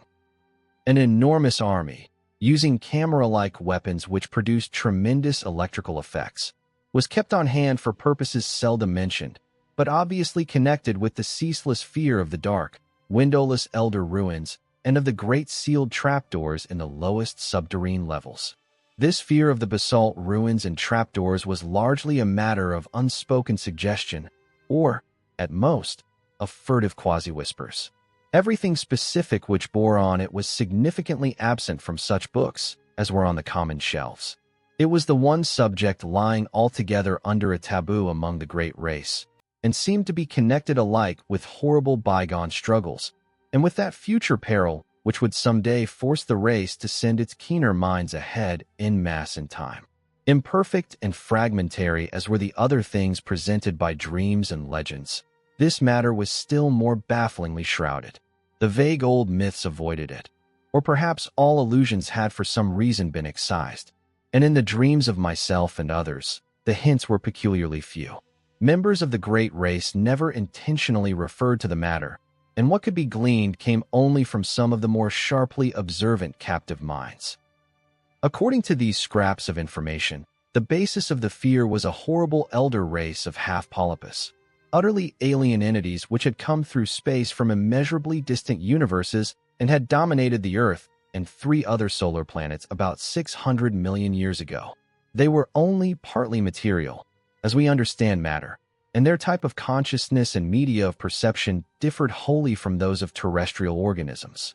For example, their senses did not include that of sight, their mental world being a strange, non-visual pattern of impressions. They were, however, sufficiently material to use implements of normal matter when in cosmic areas containing it, and they required housing, albeit of a peculiar kind. Though their senses could penetrate all material barriers, their substance could not, and certain forms of electrical energy could wholly destroy them. They had the power of aerial motion despite the absence of wings or any other visible means of levitation. Their minds were of such texture that no exchange with them could be effected by the great race. When these things had come to the earth, they had built mighty basalt cities of windowless towers, and had preyed horribly upon the beings they found. Thus it was when the minds of the great race sped across the void from that obscure transgalactic world known in the disturbing and debatable Eltdown shards as Yith. The newcomers, with the instruments they created, had found it easy to subdue the predatory entities and drive them down to those caverns of inner earth which they had already joined to their abodes and begun to inhabit. Then they had sealed the entrances and left them to their fate, afterward occupying most of their great cities and preserving certain important buildings for reasons connected more with superstition than with indifference, boldness, or scientific and historical zeal. But as the eons passed, there came vague, evil signs that the elder things were growing strong and numerous in the inner world. There were sporadic eruptions of a particularly hideous character in certain small and remote cities of the great race, and in some of the deserted elder cities which the great race had not peopled, places where the paths to the gulfs below had not been properly sealed or guarded.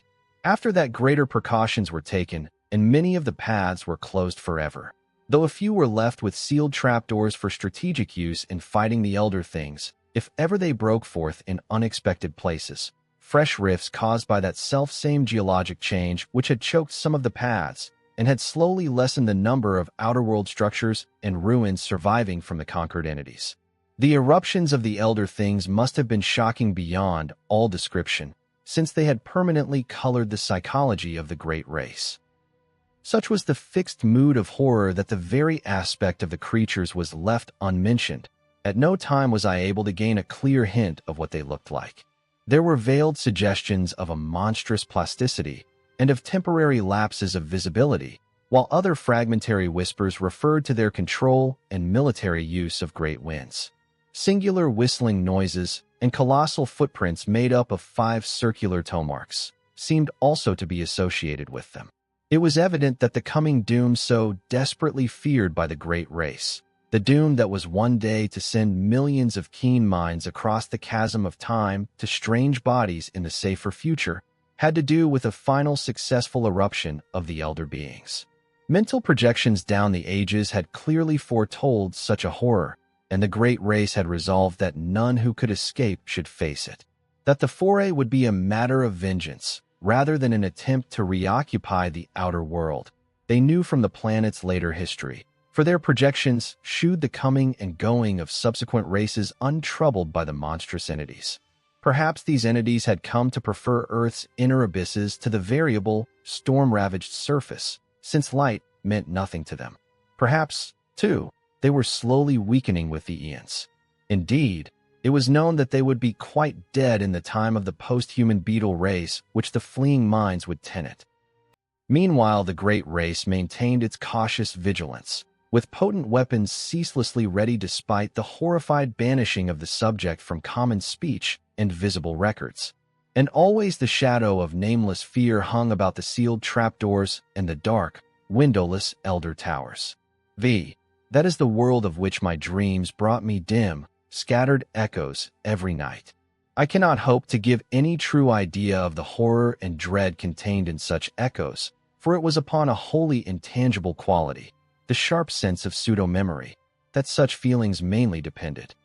As I have said, my studies gradually gave me a defense against these feelings, in the form of rational psychological explanations, and this saving influence was augmented by the subtle touch of accustomedness which comes with the passage of time.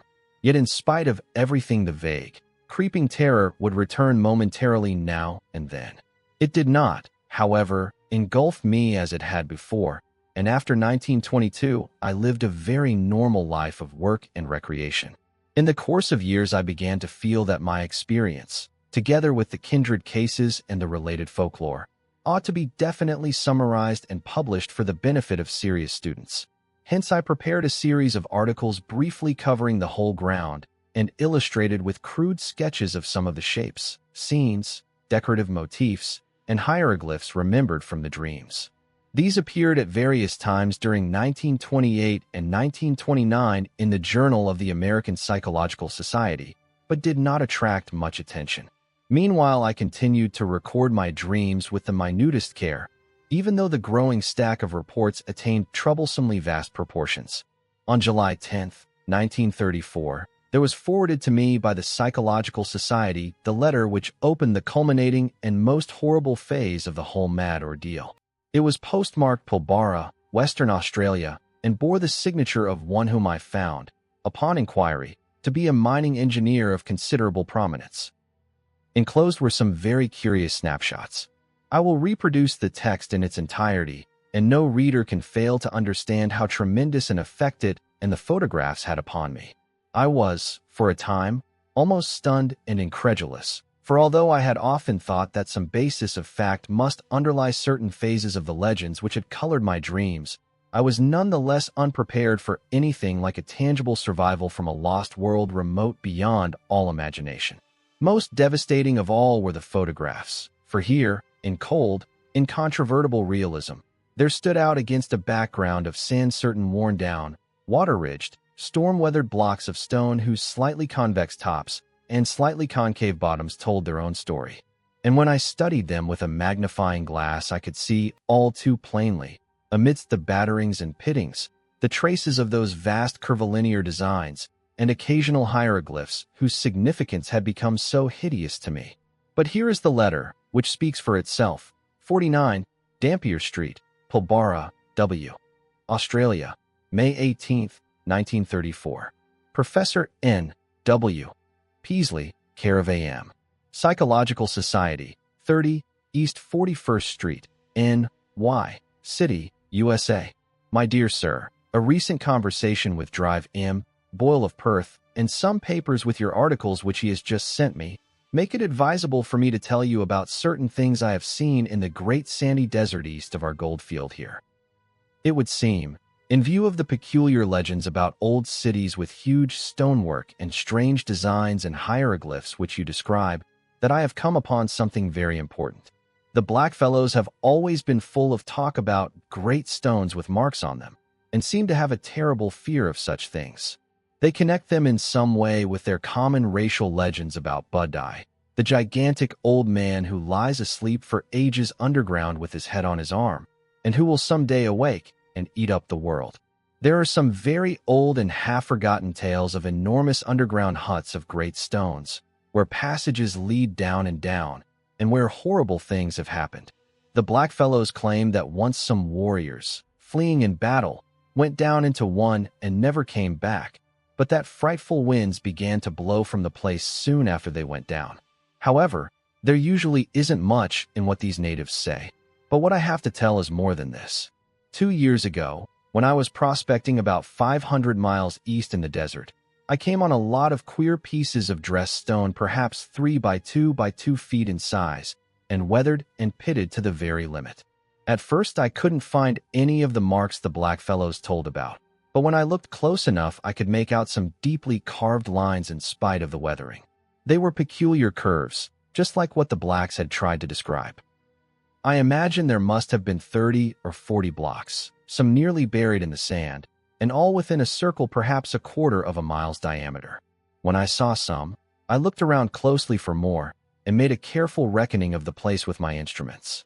I also took pictures of 10 or 12 of the most typical blocks, and will enclose the prints for you to see. I turned my information and pictures over to the government at Perth, but they have done nothing with them. Then I met Dr. Boyle, who had read your articles in the Journal of the American Psychological Society, and in time happened to mention the stones. He was enormously interested, and became quite excited when I showed him my snapshots, saying that the stones and markings were just like those of the masonry you had dreamed about and seen described in legends. He meant to write you, but was delayed. Meanwhile, he sent me most of the magazines with your articles, and I saw at once from your drawings and descriptions that my stones are certainly the kind you mean. You can appreciate this from the enclosed prints. Later on you will hear directly from Dr. Boyle. Now I can understand how important all this will be to you. Without question, we are faced with the remains of an unknown civilization older than any dreamed of before, and forming a basis for your legends. As a mining engineer, I have some knowledge of geology, and can tell you that these blocks are so ancient they frighten me. They are mostly sandstone and granite, though one is almost certainly made of a queer sort of cement or concrete. They bear evidence of water action, as if this part of the world had been submerged and come up again after long ages, all since these blocks were made and used. It is a matter of hundreds of thousands of years, or heaven knows how much more. I don't like to think about it. In view of your previous diligent work in tracking down the legends and everything connected with them, I cannot doubt but that you will want to lead an expedition to the desert and make some archaeological excavations. Both Dr. Boyle and I are prepared to cooperate in such work if you, or organizations known to you, can furnish the funds. I can get together a dozen miners for the heavy digging. The blacks would be of no use, for I've found that they have an almost maniacal fear of this particular spot. Boyle and I are saying nothing to others, for you very obviously ought to have precedence in any discoveries or credit. The place can be reached from Pilbara in about 4 days by motor tractor, which we'd need for our apparatus.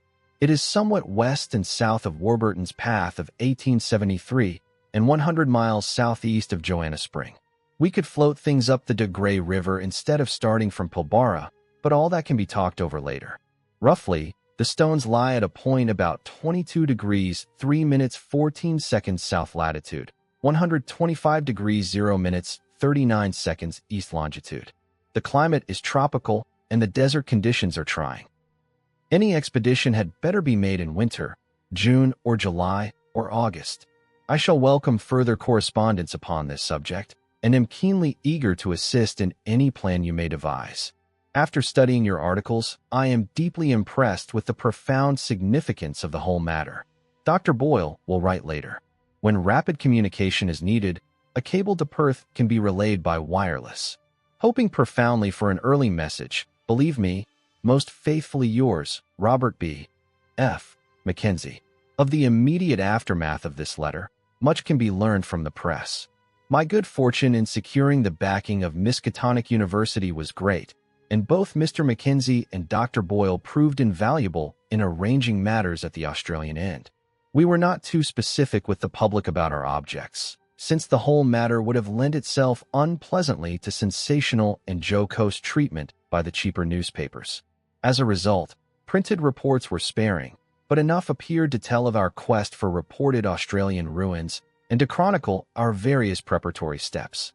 Professors William Dyer of the college's geology department, leader of the Miskatonic Antarctic expedition of 1930-31, Ferdinand C. Ashley of the Department of Ancient History, and Tyler M. Freeborn of the Department of Anthropology, together with my son Wingate, accompanied me. My correspondent Mackenzie came to Arkham early in 1935 and assisted in our final preparations. He proved to be a tremendously competent and affable man of about 50, admirably well-read, and deeply familiar with all the conditions of Australian travel. He had tractors waiting at Pilbara, and we chartered a tramp steamer of sufficiently light draft to get up the river to that point. We were prepared to excavate in the most careful and scientific fashion, sifting every particle of sand and disturbing nothing which might seem to be in or near its original situation. Sailing from Boston aboard the Wheezy Lexington on March 28, 1935, we had a leisurely trip across the Atlantic and Mediterranean, through the Suez Canal, down the Red Sea, and across the Indian Ocean to our goal. I need not tell how the sight of the low, sandy West Australian coast depressed me, and how I detested the crude mining town and dreary gold fields where the tractors were given their last loads. Dr. Boyle, who met us, proved to be elderly, pleasant, and intelligent, and his knowledge of psychology led him into many long discussions with my son and me. Discomfort and expectancy were oddly mingled in most of us when at length our party of 18 rattled forth over the arid leagues of sand and rock. On Friday, May 31st, we forded a branch of the De Grey and entered the realm of utter desolation. A certain positive terror grew on me as we advanced to this actual site of the elder world behind the legends. A terror of course abetted by the fact that my disturbing dreams and pseudo-memories still beset me with unabated force.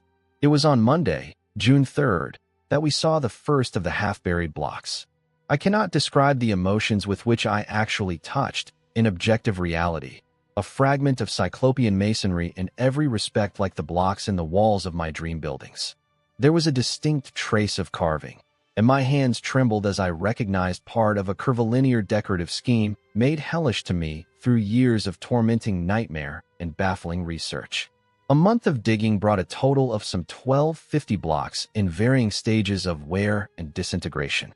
Most of these were carven megaliths with curved tops and bottoms.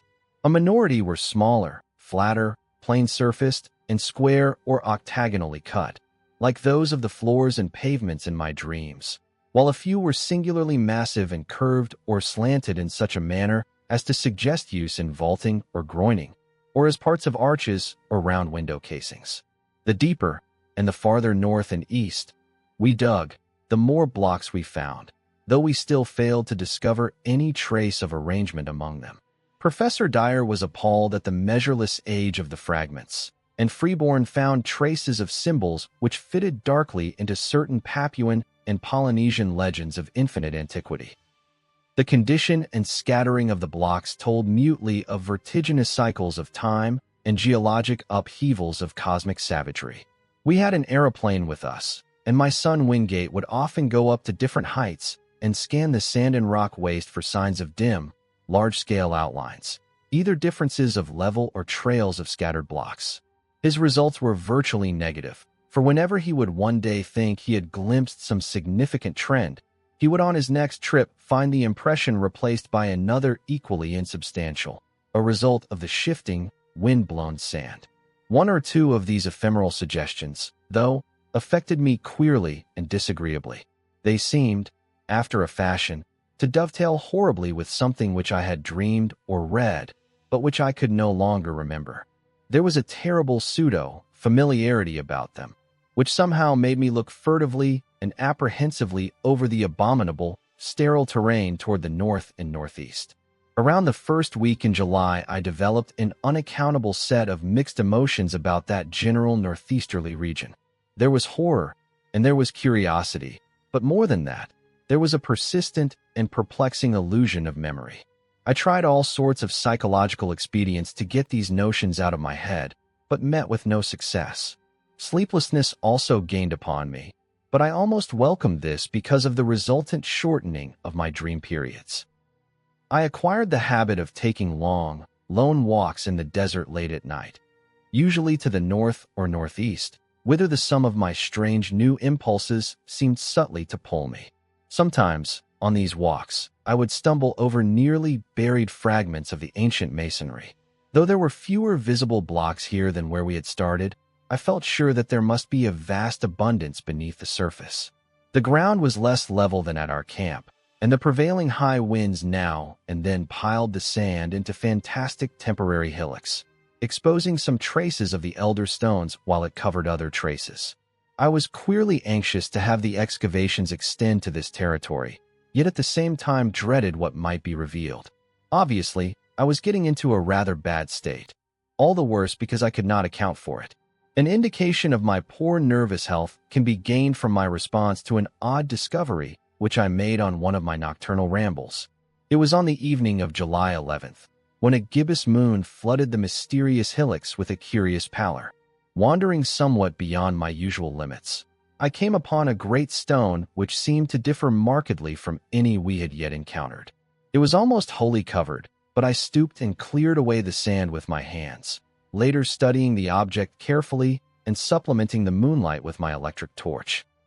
Unlike the other very large rocks, this one was perfectly square-cut, with no convex or concave surface.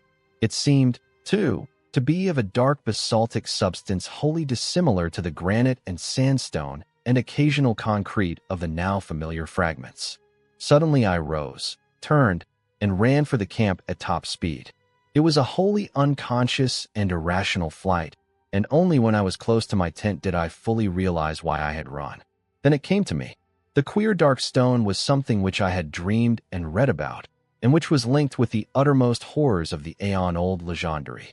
It was one of the blocks of that basaltic elder masonry which the fabled great race held in such fear, the tall, windowless ruins left by those brooding, half-material, alien things that festered in Earth's nether abysses and against whose wind-like, invisible forces the trapdoors were sealed and the sleepless sentinels posted.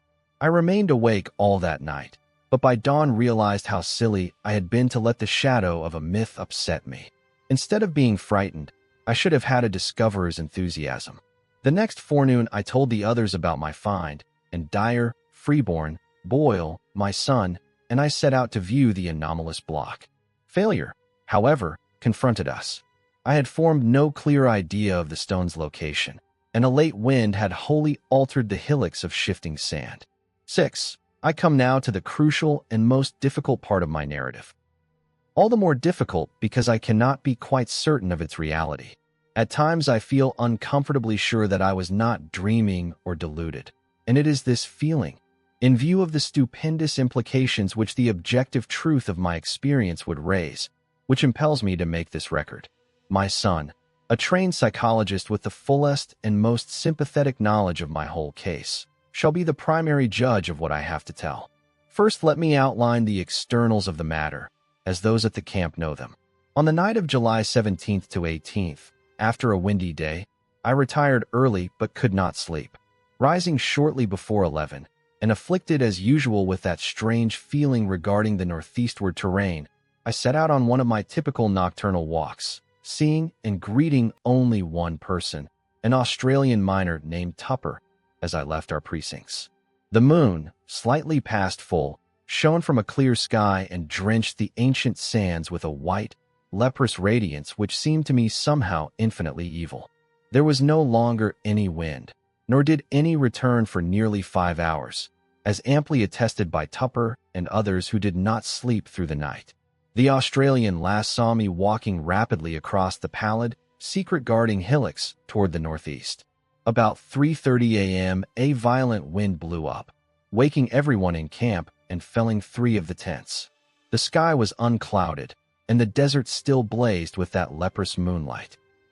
As the party saw to the tents, my absence was noted, but in view of my previous walks, this circumstance gave no one alarm. And yet as many as 3 men, all Australians, seemed to feel something sinister in the air.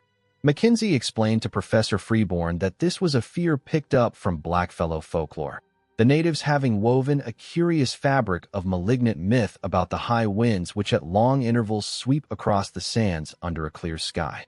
Such winds, it is whispered, blow out of the great stone huts under the ground where terrible things have happened, and are never felt except near places where the big marked stones are scattered, close to for the gale subsided as suddenly as it had begun, leaving the sand hills in new and unfamiliar shapes. It was just past 5, with the bloated, fungoid moon sinking in the west, when I staggered into camp, hatless, tattered, features scratched and ensanguined, and without my electric torch. Most of the men had returned to bed, but Professor Dyer was smoking a pipe in front of his tent. Seeing my winded and almost frenzied state, he called Dr. Boyle, and the 2 of them got me on my cot and made me comfortable. My son, roused by the stir, soon joined them, and they all tried to force me to lie still and attempt sleep. But there was no sleep for me. My psychological state was very extraordinary, different from anything I had previously suffered. After a time, I insisted upon talking, nervously and elaborately explaining my condition. I told them I had become fatigued and had lain down in the sand for a nap. There had, I said, been dreams even more frightful than usual, and when I was awaked by the sudden high wind, my overwrought nerves had snapped. I had fled in panic, frequently falling over half-buried stones, and thus gaining my tattered and bedraggled aspect. I must have slept long, hence the hours of my absence. Of anything strange either seen or experienced, I hinted absolutely nothing, exercising the greatest self-control in that respect. But I spoke of a change of mind regarding the whole work of the expedition and earnestly urged a halt in all digging toward the northeast. My reasoning was patently weak, for I mentioned a dearth of blocks, a wish not to offend the superstitious miners, a possible shortage of funds from the college, and other things either untrue or irrelevant.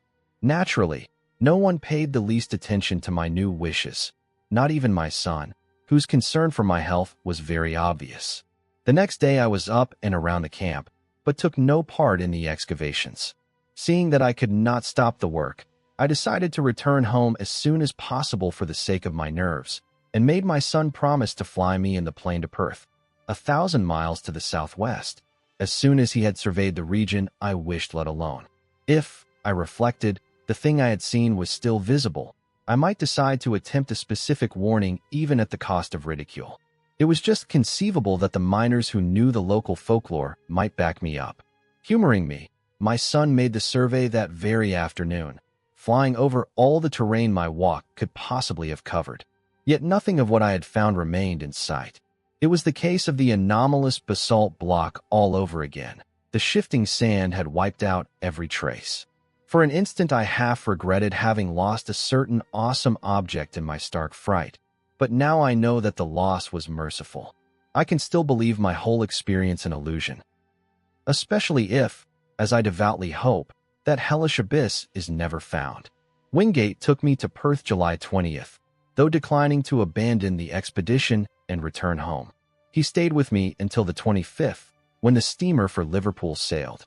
Now, in the cabin of the Empress, I am pondering long and frantically on the entire matter, and have decided that my son at least must be informed. It shall rest with him whether to diffuse the matter more widely. In order to meet any eventuality, I have prepared this summary of my background, as already known in a scattered way to others, and will now tell as briefly as possible what seemed to happen during my absence from the camp that hideous night. Nerves on edge, and whipped into a kind of perverse eagerness by that inexplicable, dread-mingled, pseudo-mnemonic urge toward the northeast, I plodded on beneath the evil, burning moon. Here and there I saw, half shrouded by the sand, those primal cyclopean blocks left from nameless and forgotten eons. The incalculable age and brooding horror of this monstrous waste began to oppress me as never before, and I could not keep from thinking of my maddening dreams, of the frightful legends which lay behind them, and of the present fears of natives and miners concerning the desert and its carven stones. And yet I plodded on as if to some eldritch rendezvous, more and more assailed by bewildering fancies, compulsions, and pseudo-memories. I thought of some of the possible contours of the lines of stones as seen by my son from the air, and wondered why they seemed at once so ominous and so familiar. Something was fumbling and rattling at the latch of my recollection, while another unknown force sought to keep the portal barred. The night was windless, and the pallid sand curved upward and downward like frozen waves of the sea. I had no goal, but somehow plowed along as if with fate-bound assurance.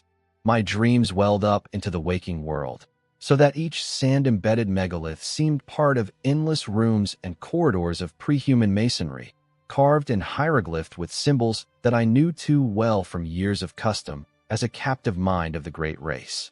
At moments I fancied I saw those omniscient conical horrors moving about at their accustomed tasks, and I feared to look down lest I find myself one with them in aspect. Yet all the while I saw the sand-covered blocks as well as the rooms and corridors, the evil, burning moon as well as the lamps of luminous crystal, the endless desert as well as the waving ferns and cycads beyond the windows. I was awake and dreaming at the same time. I do not know how long or how far, or indeed, in just what direction, I had walked when I first spied the heap of blocks bared by the day's wind. It was the largest group in one place that I had so far seen, and so sharply did it impress me that the visions of fabulous eons faded suddenly away. Again there were only the desert, and the evil moon, and the shards of an unguessed past. I drew close and paused, and cast the added light of my electric torch over the tumbled pile. A hillock had blown away, leaving a low, irregularly round mass of megaliths and smaller fragments some 40 feet across, and from 2 to 8 feet high. From the very outset, I realized that there was some utterly unprecedented quality about these stones. Not only was the mere number of them quite without parallel, but something in the sand-worn traces of design arrested me as I scanned them under the mingled beams of the moon and my torch. Not that any one differed essentially from the earlier specimens we had found. It was something subtler than that. The impression did not come when I looked at one block alone, but only when I ran my eye over several almost simultaneously. Then, at last, the truth dawned upon me. The curvilinear patterns on many of these blocks were closely related, parts of one vast decorative conception. For the first time in this aeon-shaken waste, I had come upon a mass of masonry in its old position, tumbled and fragmentary, it is true, but none the less existing in a very definite sense. Mounting at a low place, I clambered laboriously over the heap, here and there clearing away the sand with my fingers, and constantly striving to interpret varieties of size, shape, and style, and relationships of design. After a while I could vaguely guess at the nature of the bygone structure, and at the designs which had once stretched over the vast surfaces of the primal masonry. The perfect identity of the whole with some of my dream glimpses appalled and unnerved me. This was once a cyclopean corridor 30 feet tall, paved with octagonal blocks and solidly vaulted overhead. There would have been rooms opening off on the right, and at the farther end one of those strange inclined planes would have wound down to still lower depths. I started violently as these conceptions occurred to me, for there was more in them than the blocks themselves had supplied. How did I know that this level should have been far underground? How did I know that the plane leading upward should have been behind me? How did I know that the long subterranean passage to the square of pillars ought to lie on the left one level above me? How did I know that the room of machines and the rightward leading tunnel to the central archives ought to lie 2 levels below? How did I know that there would be one of those horrible, metal-banded trapdoors at the very bottom, for levels down? Bewildered by this intrusion from the dream world, I found myself shaking and bathed in a cold perspiration. Then, as a last, intolerable touch, I felt that faint, insidious stream of cool air trickling upward from a depressed place near the center of the huge heap. Instantly, as once before, my visions faded, and I saw again only the evil moonlight, the brooding desert, and the spreading tumulus of Paleogean masonry. Something real and tangible, yet fraught with infinite suggestions of night mystery, now confronted me. For that stream of air could argue but one thing: a hidden gulf of great size beneath the disordered blocks on the surface. My first thought was of the sinister Blackfellow legends of vast underground huts among the megaliths where horrors happen and great winds are born. Then thoughts of my own dreams came back, and I felt dim pseudo-memories tugging at my mind. What manner of place lay below me? What primal, inconceivable source of age-old myth cycles and haunting nightmares might I be on the brink of uncovering? It was only for a moment that I hesitated, for more than curiosity and scientific zeal was driving me on and working against my growing fear. I seemed to move almost automatically, as if in the clutch of some compelling fate. Pocketing my torch and struggling with a strength that I had not thought I possessed, I wrenched aside first one titan fragment of stone and then another, till there welled up a strong draught whose dampness contrasted oddly with the desert's dry air. A black rift began to yawn, and at length, when I had pushed away every fragment small enough to budge, the leprous moonlight blazed on an aperture of ample width to admit me. I drew out my torch and cast a brilliant beam into the opening. Below me was a chaos of tumbled masonry, sloping roughly down toward the north at an angle of about 45 degrees, and evidently the result of some bygone collapse from above. Between its surface and the ground level was a gulf of impenetrable blackness at whose upper edge were signs of gigantic, stress-heaved vaulting. At this point, it appeared, the desert sands lay directly upon a floor of some titan structure of Earth's youth. How preserved through eons of geologic convulsion I could not then and cannot now even attempt to guess. In retrospect, the barest idea of a sudden, lone descent into such a doubtful abyss, and at a time when one's whereabouts were unknown to any living soul, seems like the utter apex of insanity. Perhaps it was. Yet that night I embarked without hesitancy upon such a descent. Again there was manifest that lure and driving of fatality which had all along seemed to direct my course. With torch flashing intermittently to save the battery, I commenced a mad scramble down the sinister, cyclopean incline below the opening, sometimes facing forward as I found good hand and foot holds, and at other times turning to face the heap of megaliths as I clung and fumbled more precariously. In two directions beside me, distant walls of carven, crumbling masonry loomed dimly under the direct beams of my torch. Ahead, however, was only unbroken blackness. I kept no track of time during my downward scramble. So seething with baffling hints and images was my mind, that all objective matters seemed withdrawn into incalculable distances. Physical sensation was dead, and even fear remained as a wraith-like, inactive gargoyle leering impotently at me. Eventually, I reached a level floor strewn with fallen blocks, shapeless fragments of stone, and sand and detritus of every kind.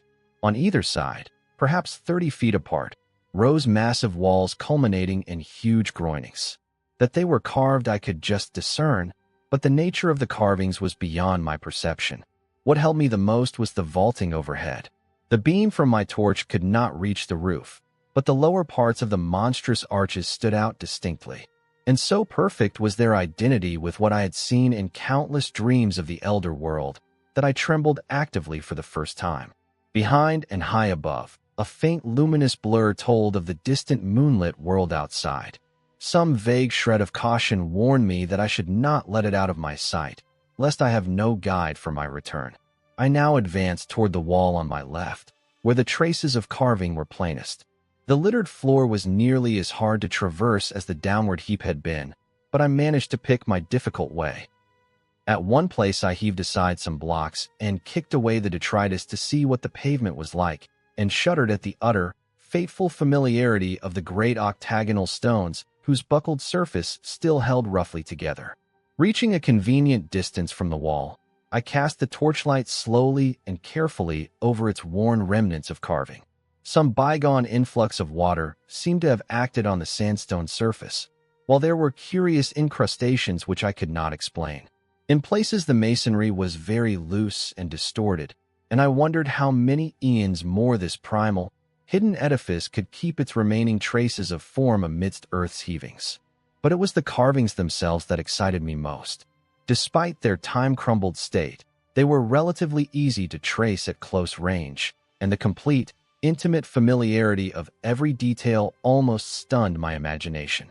That the major attributes of this hoary masonry should be familiar was not beyond normal credibility.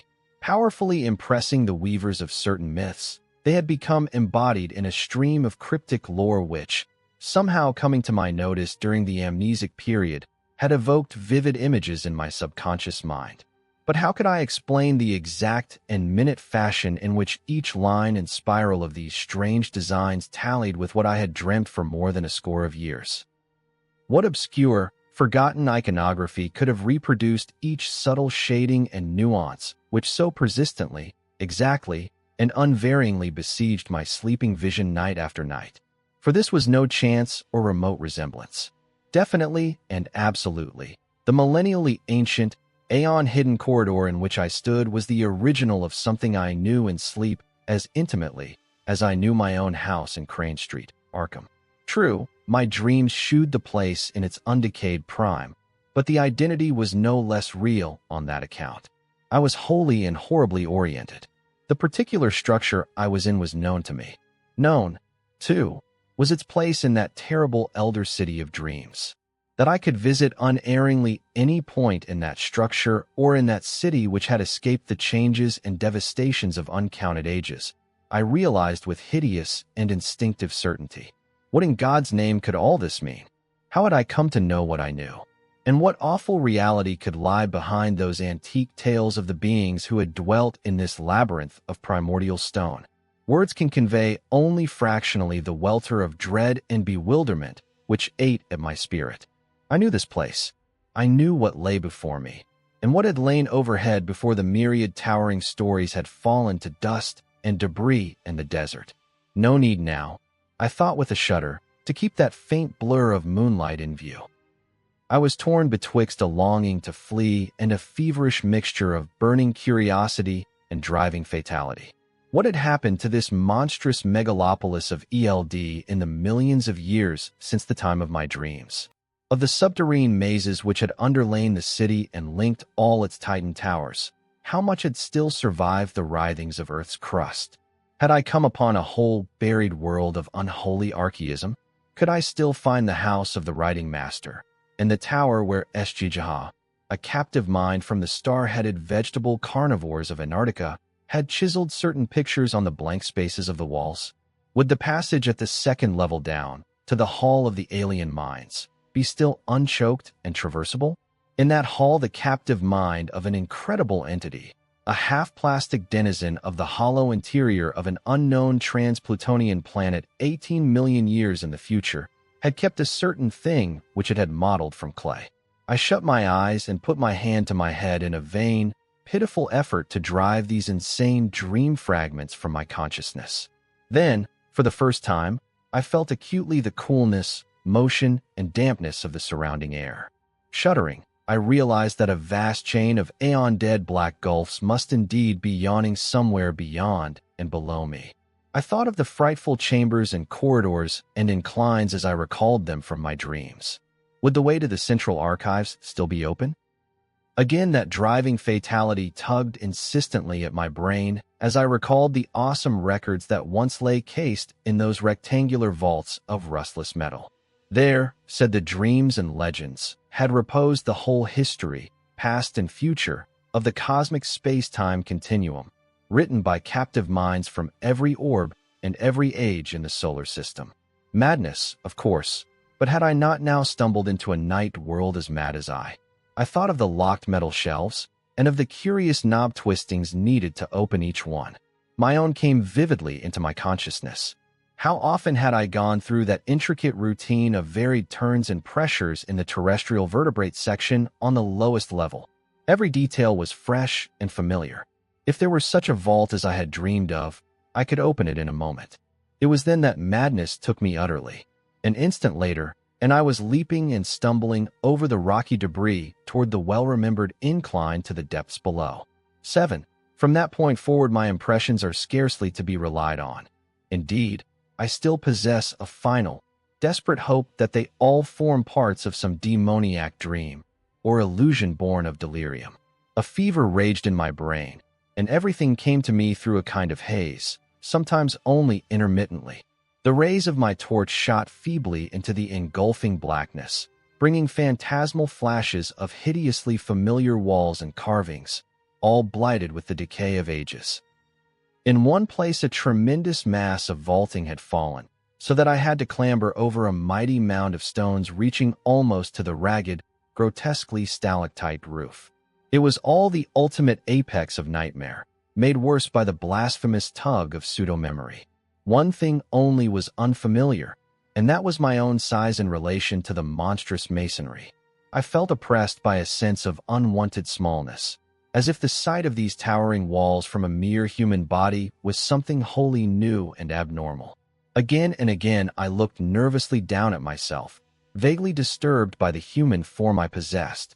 Onward through the blackness of the abyss I leaped, plunged, and staggered, often falling and bruising myself, and once nearly shattering my torch. Every stone and corner of that demoniac gulf was known to me, and at many points I stopped to cast beams of light through choked and crumbling yet familiar archways. Some rooms had totally collapsed, others were bare or debris-filled. In a few I saw masses of metal, some fairly intact, some broken, and some crushed or battered, which I recognized as the colossal pedestals or tables of my dreams. What they could in truth have been, I dared not guess. I found the downward incline and began its descent, though after a time halted by a gaping, ragged chasm whose narrowest point could not be much less than 4 feet across. Here the stonework had fallen through, revealing incalculable inky depths beneath. I knew there were 2 more cellar levels in this Titan edifice, and trembled with fresh panic as I recalled the metal clamp trapdoor on the lowest one. There could be no guards now, for what had lurked beneath had long since done its hideous work and sunk into its long decline. By the time of the post-human beetle race, it would be quite dead. And yet, as I thought of the native legends, I trembled anew. It cost me a terrible effort to vault that yawning chasm, since the littered floor prevented a running start, but madness drove me on. I chose a place close to the left-hand wall, where the rift was least wide and the landing spot reasonably clear of dangerous debris, and after one frantic moment reached the other side in safety. At last gaining the lower level, I stumbled on past the archway of the room of machines, within which were fantastic ruins of metal half-buried beneath fallen vaulting. Everything was where I knew it would be, and I climbed confidently over the heaps which barred the entrance of a vast transverse corridor. This, I realized, would take me under the city to the central archives. Endless ages seemed to unroll as I stumbled, leaped, and crawled along that debris-cluttered corridor. Now and then I could make out carvings on the age-stained walls, some familiar, others seemingly added since the period of my dreams. Since this was a subterranean house-connecting highway, there were no archways save when the route led through the lower levels of various buildings. At some of these intersections I turned aside long enough to look down well-remembered corridors and into well-remembered rooms.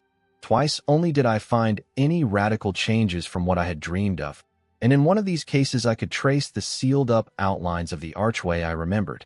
I shook violently, and felt a curious surge of retarding weakness, as I steered a hurried and reluctant course through the crypt of one of those great windowless ruined towers whose alien basalt masonry bespoke a whispered and horrible origin. This primal vault was round and fully 200 feet across, with nothing carved upon the dark-hued stonework. The floor was here free from anything save dust and sand, and I could see the apertures leading upward and downward. There were no stairs or inclines. Indeed, my dreams had pictured those elder towers as wholly untouched by the fabulous great race. Those who had built them had not needed stairs or inclines. In the dreams, the downward aperture had been tightly sealed and nervously guarded. Now it lay open, black and yawning, and giving forth a current of cool, damp air. Of what limitless caverns of eternal night might brood below, I would not permit myself to think. Later, clawing my way along a badly heaped section of the corridor, I reached a place where the roof had wholly caved in. The debris rose like a mountain, and I climbed up over it, passing through a vast empty space where my torchlight could reveal neither walls nor vaulting. This, I reflected, must be the cellar of the house of the metal purveyors, fronting on the third square not far from the archives. What had happened to it, I could not conjecture. I found the corridor again beyond the mountain of detritus and stones, but after a short distance encountered a wholly choked place where the fallen vaulting almost touched the perilously sagging ceiling.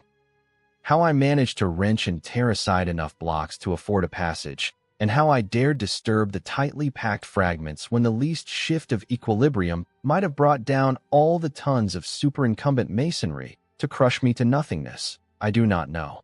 It was sheer madness that impelled and guided me. If, indeed, my whole underground adventure was not, as I hope, a hellish delusion or phase of dreaming. But I did make, or dream that I made, a passage that I could squirm through. As I wriggled over the mound of debris, my torch, switched continuously on, thrust deeply within my mouth. I felt myself torn by the fantastic stalactites of the jagged floor above me. I was now close to the great underground archival structure which seemed to form my goal. Sliding and clambering down the farther side of the barrier and picking my way along the remaining stretch of corridor with handheld, intermittently flashing torch, I came at last to a low, circular crypt with arches, still in a marvelous state of preservation, opening off on every side. The walls, or such parts of them as lay within reach of my torchlight, were densely hieroglyphed and chiseled with typical curvilinear symbols, some added since the period of my dreams. This, I realized, was my fated destination, and I turned at once through a familiar archway on my left. That I could find a clear passage up and down the incline to all the surviving levels, I had oddly little doubt.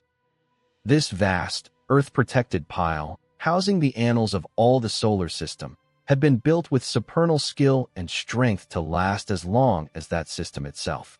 Blocks of stupendous size, poised with mathematical genius and bound with cements of incredible toughness, had combined to form a mass as firm as the planet's rocky core.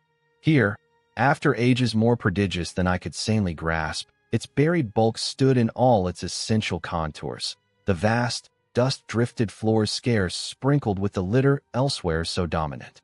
The relatively easy walking from this point onward went curiously to my head. All the frantic eagerness hitherto frustrated by obstacles now took itself out in a kind of febrile speed, and I literally raced along the low-roofed, monstrously well-remembered aisles beyond the archway. I was past being astonished by the familiarity of what I saw. On every hand, the great hieroglyphed metal shelf doors loomed monstrously, some yet in place, others sprung open, and still others bent and buckled under bygone geological stresses not quite strong enough to shatter the Titan masonry. Here and there a dust-covered heap below a gaping empty shelf seemed to indicate where cases had been shaken down by earth tremors. On occasional pillars were great symbols or letters proclaiming classes and subclasses of volumes. Once I paused before an open vault where I saw some of the accustomed metal cases still in position amidst the omnipresent gritty dust. Reaching up, I dislodged one of the thinner specimens with some difficulty and rested it on the floor for inspection. It was titled in the prevailing curvilinear hieroglyphs, though something in the arrangement of the characters seemed subtly unusual. The odd mechanism of the hooked fastener was perfectly well known to me, and I snapped up the still rustless and workable lid and drew out the book within. The latter, as expected, was some 20 by 15 inches in area and 2 inches thick, the thin metal covers opening at the top. Its tough cellulose pages seemed unaffected by the myriad cycles of time they had lived through, and I studied the queerly pigmented, brush-drawn letters of the text, symbols utterly unlike either the usual curved hieroglyphs or any alphabet known to human scholarship, with a haunting, half-aroused memory. It came to me that this was the language used by a captive mind I had known slightly in my dreams, a mind from a large asteroid on which had survived much of the archaic life and lore of the primal planet whereof it formed a fragment. At the same time I recalled that this level of the archives was devoted to volumes dealing with the non-terrestrial planets. As I ceased poring over this incredible document, I saw that the light of my torch was beginning to fail, hence quickly inserted the extra battery I always had with me. Then, armed with the stronger radiance, I resumed my feverish racing through unending tangles of aisles and corridors. Recognizing now and then some familiar shelf, and vaguely annoyed by the acoustic conditions which made my footfalls echo incongruously in these catacombs of eon-long death and silence. The very prints of my shoes behind me in the millennially untrodden dust made me shudder. Never before, if my mad dreams held anything of truth, had human feet pressed upon those immemorial pavements. Of the particular goal of my insane racing, my conscious mind held no hint. There was, however, some force of evil potency pulling at my dazed will and buried recollections, so that I vaguely felt I was not running at random. I came to a downward incline and followed it to profounder depths. Floors flashed by me as I raced, but I did not pause to explore them. In my whirling brain there had begun to beat a certain rhythm which set my right hand twitching in unison. I wanted to unlock something, and felt that I knew all the intricate twists and pressures needed to do it.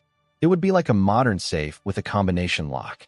Dream or not, I had once known and still knew how any dream, or scrap of unconsciously absorbed legend, could have taught me a detail so minute, so intricate, and so complex I did not attempt to explain to myself.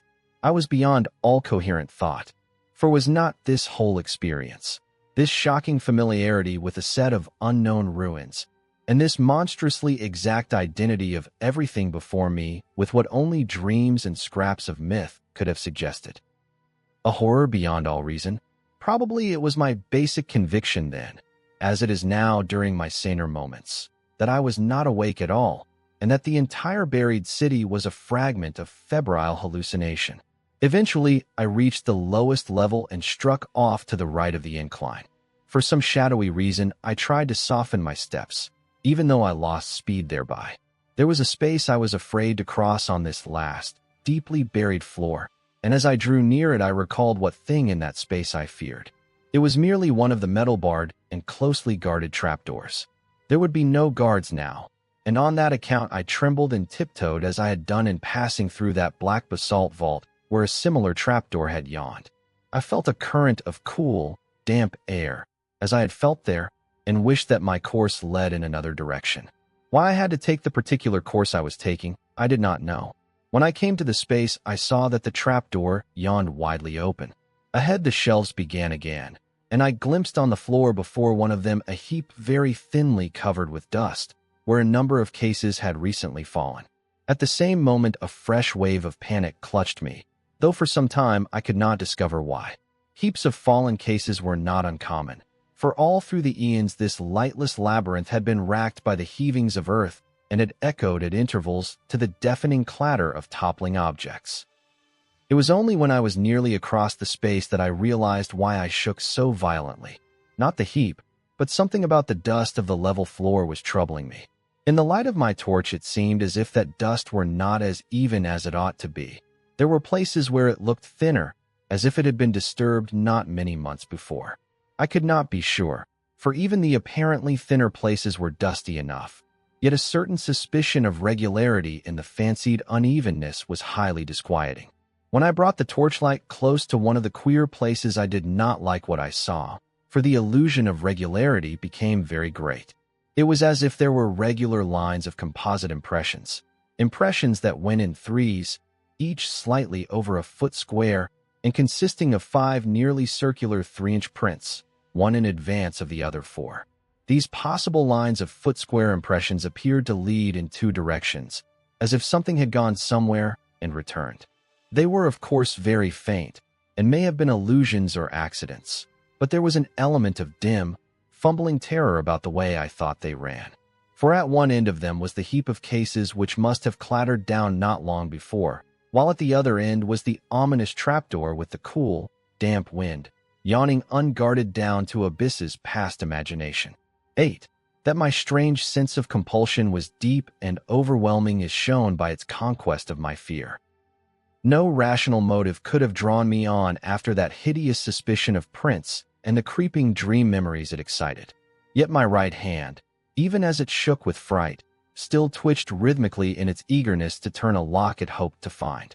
Before I knew it, I was past the heap of lately fallen cases and running on tiptoe through aisles of utterly unbroken dust toward a point which I seemed to know morbidly, horribly well. My mind was asking itself questions whose origin and relevancy I was only beginning to guess. Would the shelf be reachable by a human body? Could my human hand master all the aeon-remembered motions of the lock? Would the lock be undamaged and workable? And what would I do? What dare I do? With what? As I now commenced to realize, I both hoped and feared to find. Would it prove the awesome, brain-shattering truth of something past normal conception, or shew only that I was dreaming?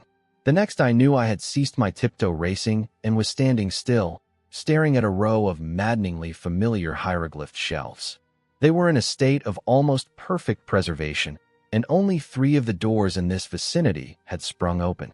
My feelings toward these shelves cannot be described. So utter and insistent was the sense of old acquaintance. I was looking high up, at a row near the top and wholly out of my reach, and wondering how I could climb to best advantage. An open door 4 rows from the bottom would help, and the locks of the closed doors formed possible holds for hands and feet. I would grip the torch between my teeth as I had in other places where both hands were needed. Above all, I must make no noise.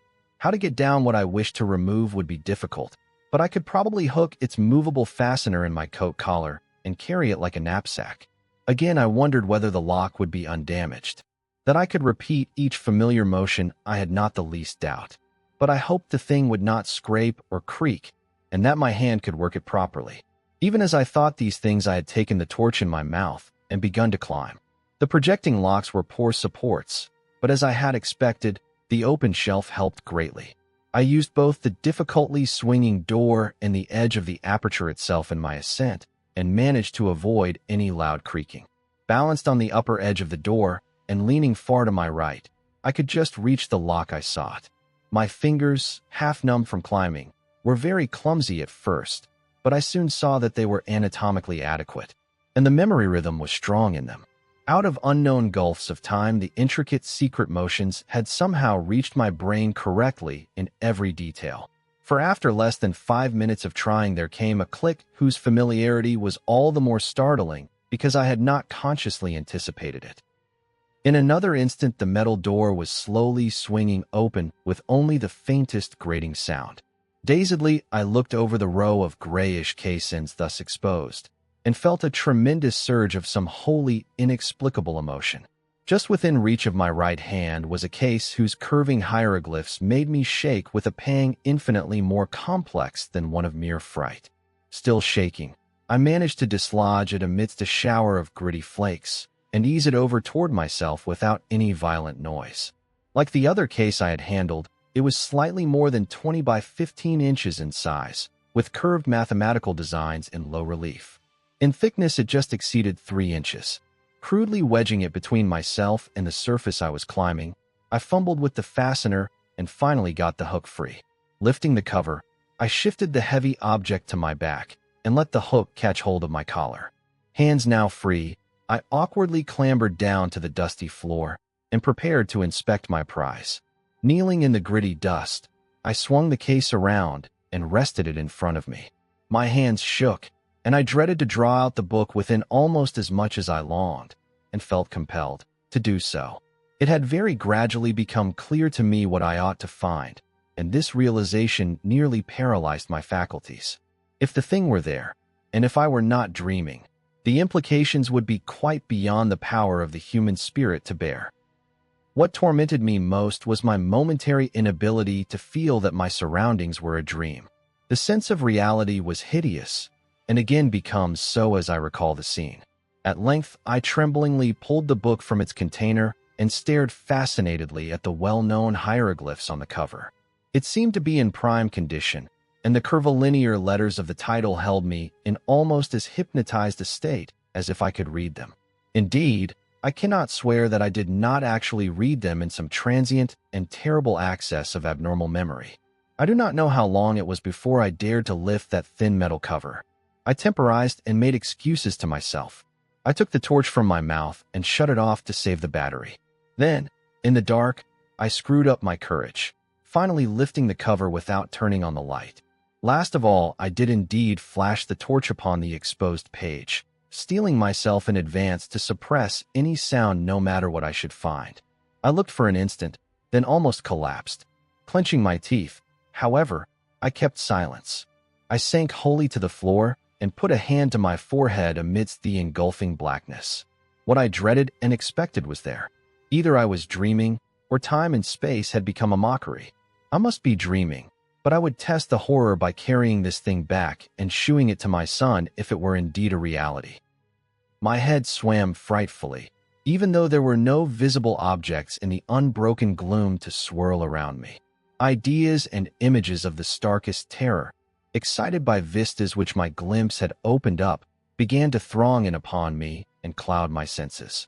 I thought of those possible prints in the dust and trembled at the sound of my own breathing as I did so. Once again I flashed on the light and looked at the page as a serpent's victim may look at his destroyer's eyes and fangs. Then, with clumsy fingers in the dark, I closed the book, put it in its container, and snapped the lid and the curious hooked fastener. This was what I must carry back to the outer world if it truly existed. If the whole abyss truly existed. If I, and the world itself, truly existed. Just when I tottered to my feet and commenced my return, I cannot be certain. It comes to me oddly, as a measure of my sense of separation from the normal world, that I did not even once look at my watch during those hideous hours underground. Torch in hand, and with the ominous case under one arm, I eventually found myself tiptoeing in a kind of silent panic past the draft-giving abyss and those lurking suggestions of prints. I lessened my precautions as I climbed up the endless inclines, but could not shake off a shadow of apprehension which I had not felt on the downward journey. I dreaded having to repass through that black basalt crypt that was older than the city itself, where cold draughts welled up from unguarded depths. I thought of that which the great race had feared, and of what might still be lurking, be it ever so weak and dying, down there. I thought of those possible five-circle prints, and of what my dreams had told me of such prints, and of strange winds and whistling noises associated with them. And I thought of the tales of the modern blacks, wherein the horror of great winds and nameless subterranean ruins was dwelt upon. I knew from a carven wall symbol the right floor to enter, and came at last, after passing that other book I had examined, to the great circular space with the branching archways. On my right, and at once recognizable, was the arch through which I had arrived. This I now entered, conscious that the rest of my course would be harder because of the tumbled state of the masonry outside the archive building. My new metal-cased burden weighed upon me, and I found it harder and harder to be quiet as I stumbled among debris and fragments of every sort. Then I came to the ceiling-high mound of debris through which I had wrenched a scanty passage. My dread at wriggling through again was infinite, for my first passage had made some noise, and I now, after seeing those possible prints, dreaded sound above all things. The case, too, doubled the problem of traversing the narrow crevice. But I clambered up the barrier as best I could, and pushed the case through the aperture ahead of me. Then, torch in mouth, I scrambled through myself, my back torn as before by stalactites. As I tried to grasp the case again, it fell some distance ahead of me down the slope of the debris, making a disturbing clatter and arousing echoes which sent me into a cold perspiration. I lunged for it at once, and regained it without further noise. But a moment afterward the slipping of blocks under my feet raised a sudden and unprecedented din. The din was my undoing. For, falsely or not, I thought I heard it answered in a terrible way from spaces far behind me. I thought I heard a shrill, whistling sound, like nothing else on earth, and beyond any adequate verbal description. It may have been only my imagination. If so, what followed has a grim irony. Since, save for the panic of this thing, the second thing might never have happened. As it was, my frenzy was absolute and unrelieved. Taking my torch in my hand and clutching feebly at the case, I leaped and bounded wildly ahead with no idea in my brain beyond a mad desire to race out of these nightmare ruins to the waking world of desert and moonlight which lay so far above. I hardly knew it when I reached the mountain of debris which towered into the vast blackness beyond the caved-in roof, and bruised and cut myself repeatedly in scrambling up its steep slope of jagged blocks and fragments. Then came the great disaster. Just as I blindly crossed the summit, unprepared for the sudden dip ahead, my feet slipped utterly, and I found myself involved in a mangling avalanche of sliding masonry, whose cannon-loud uproar split the black cavern air in a deafening series of earth-shaking reverberations. I have no recollection of emerging from this chaos, but a momentary fragment of consciousness shoos me as plunging and tripping and scrambling along the corridor amidst the clangor, case and torch still with me. Then, just as I approached that primal basalt crypt I had so dreaded, utter madness came.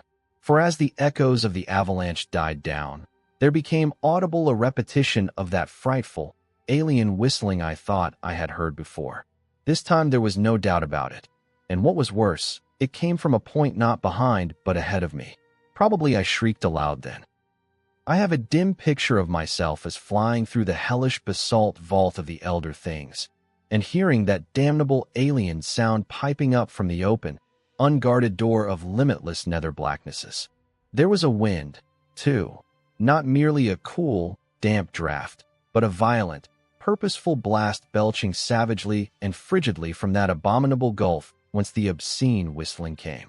There are memories of leaping and lurching over obstacles of every sort, with that torrent of wind and shrieking sound growing moment by moment, and seeming to curl and twist purposefully around me as it struck out wickedly from the spaces behind and beneath. Though in my rear, that wind had the odd effect of hindering instead of aiding my progress, as if it acted like a noose or lasso thrown around me. Heedless of the noise I made, I clattered over a great barrier of blocks and was again in the structure that led to the surface.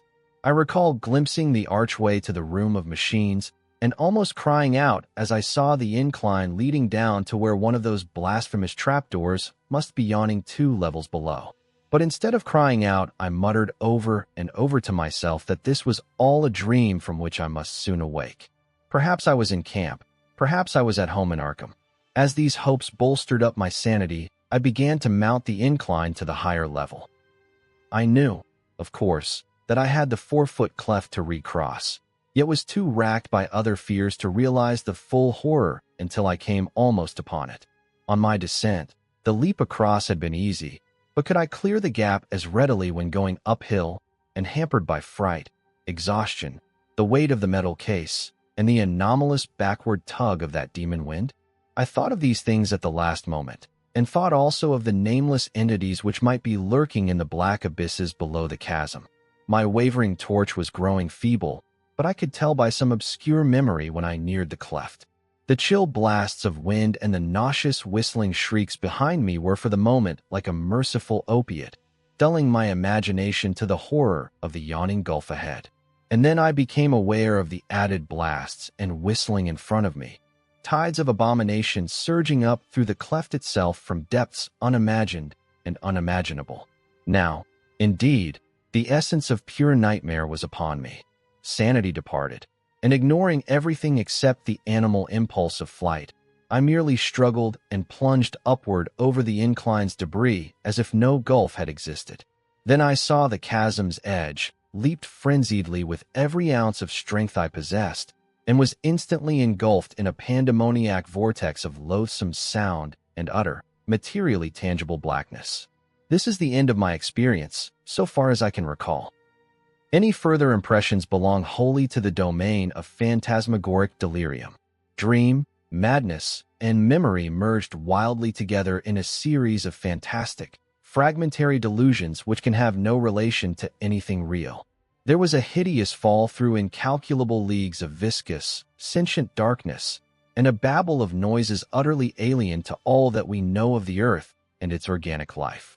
Dormant, rudimentary senses seemed to start into vitality within me, telling of pits and voids peopled by floating horrors and leading to sunless crags and oceans and teeming cities of windowless basalt towers upon which no light ever shone. Secrets of the primal planet and its immemorial eons flashed through my brain without the aid of sight or sound, and there were known to me things which not even the wildest of my former dreams had ever suggested. And all the while cold fingers of damp vapor clutched and picked at me, and that eldritch, damnable whistling shrieked fiendishly above all the alternations of babble and silence in the whirlpools of darkness around. Afterward there were visions of the cyclopean city of my dreams, not in ruins, but just as I had dreamed of it. I was in my conical, non-human body again, and mingled with crowds of the great race and the captive minds who carried books up and down the lofty corridors and vast inclines. Then, superimposed upon these pictures, were frightful momentary flashes of a non-visual consciousness involving desperate struggles, a writhing free from clutching tentacles of whistling wind, an insane, bat-like flight through half-solid air, a feverish burrowing through the cyclone-whipped dark, and a wild stumbling and scrambling over fallen masonry.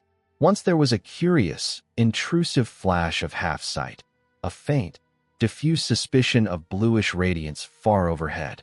Then there came a dream of wind-pursued climbing and crawling, of wriggling into a blaze of sardonic moonlight through a jumble of debris which slid and collapsed after me amidst a morbid hurricane. It was the evil, monotonous beating of that maddening moonlight which at last told me of the return of what I had once known as the objective, waking world.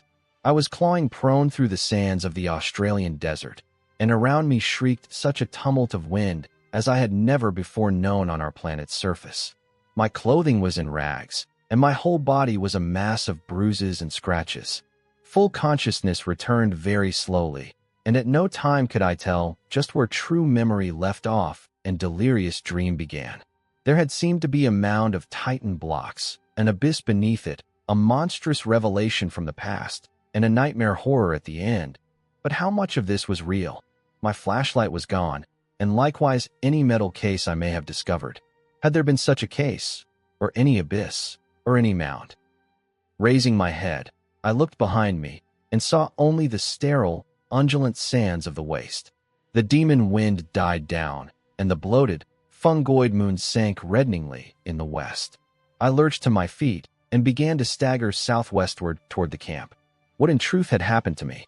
Had I merely collapsed in the desert and dragged a dream-racked body over miles of sand and buried blocks? If not, how could I bear to live any longer? For in this new doubt all my faith in the myth-born unreality of my visions dissolved once more into the hellish older doubting. If that abyss was real, then the great race was real, and its blasphemous reachings and seizures in the cosmos-wide vortex of time were no myths or nightmares, but a terrible, soul-shattering actuality. Had I, in full hideous fact, been drawn back to a pre-human world of 150 million years ago in those dark, baffling days of the amnesia? Had my present body been the vehicle of a frightful alien consciousness from Paleogean gulfs of time? Had I, as the captive mind of those shambling horrors, indeed known that accursed city of stone in its primordial heyday, and wriggled down those familiar corridors in the loathsome shape of my captor? Were those tormenting dreams of more than 20 years the offspring of stark, monstrous memories? Had I once veritably talked with minds from reachless corners of time and space, learned the universe's secrets past and to come, and written the annals of my own world for the metal cases of those Titan archives? And were those others, those shocking elder things of the mad winds and demon pipings, in truth a lingering, lurking menace, waiting and slowly weakening in black abysses while varied shapes of life drag out their multi-millennial courses on the planet's age-racked surface? I do not know. If that abyss and what it held were real, there is no hope. Then, all too truly, there lies upon this world of man a mocking and incredible shadow out of time.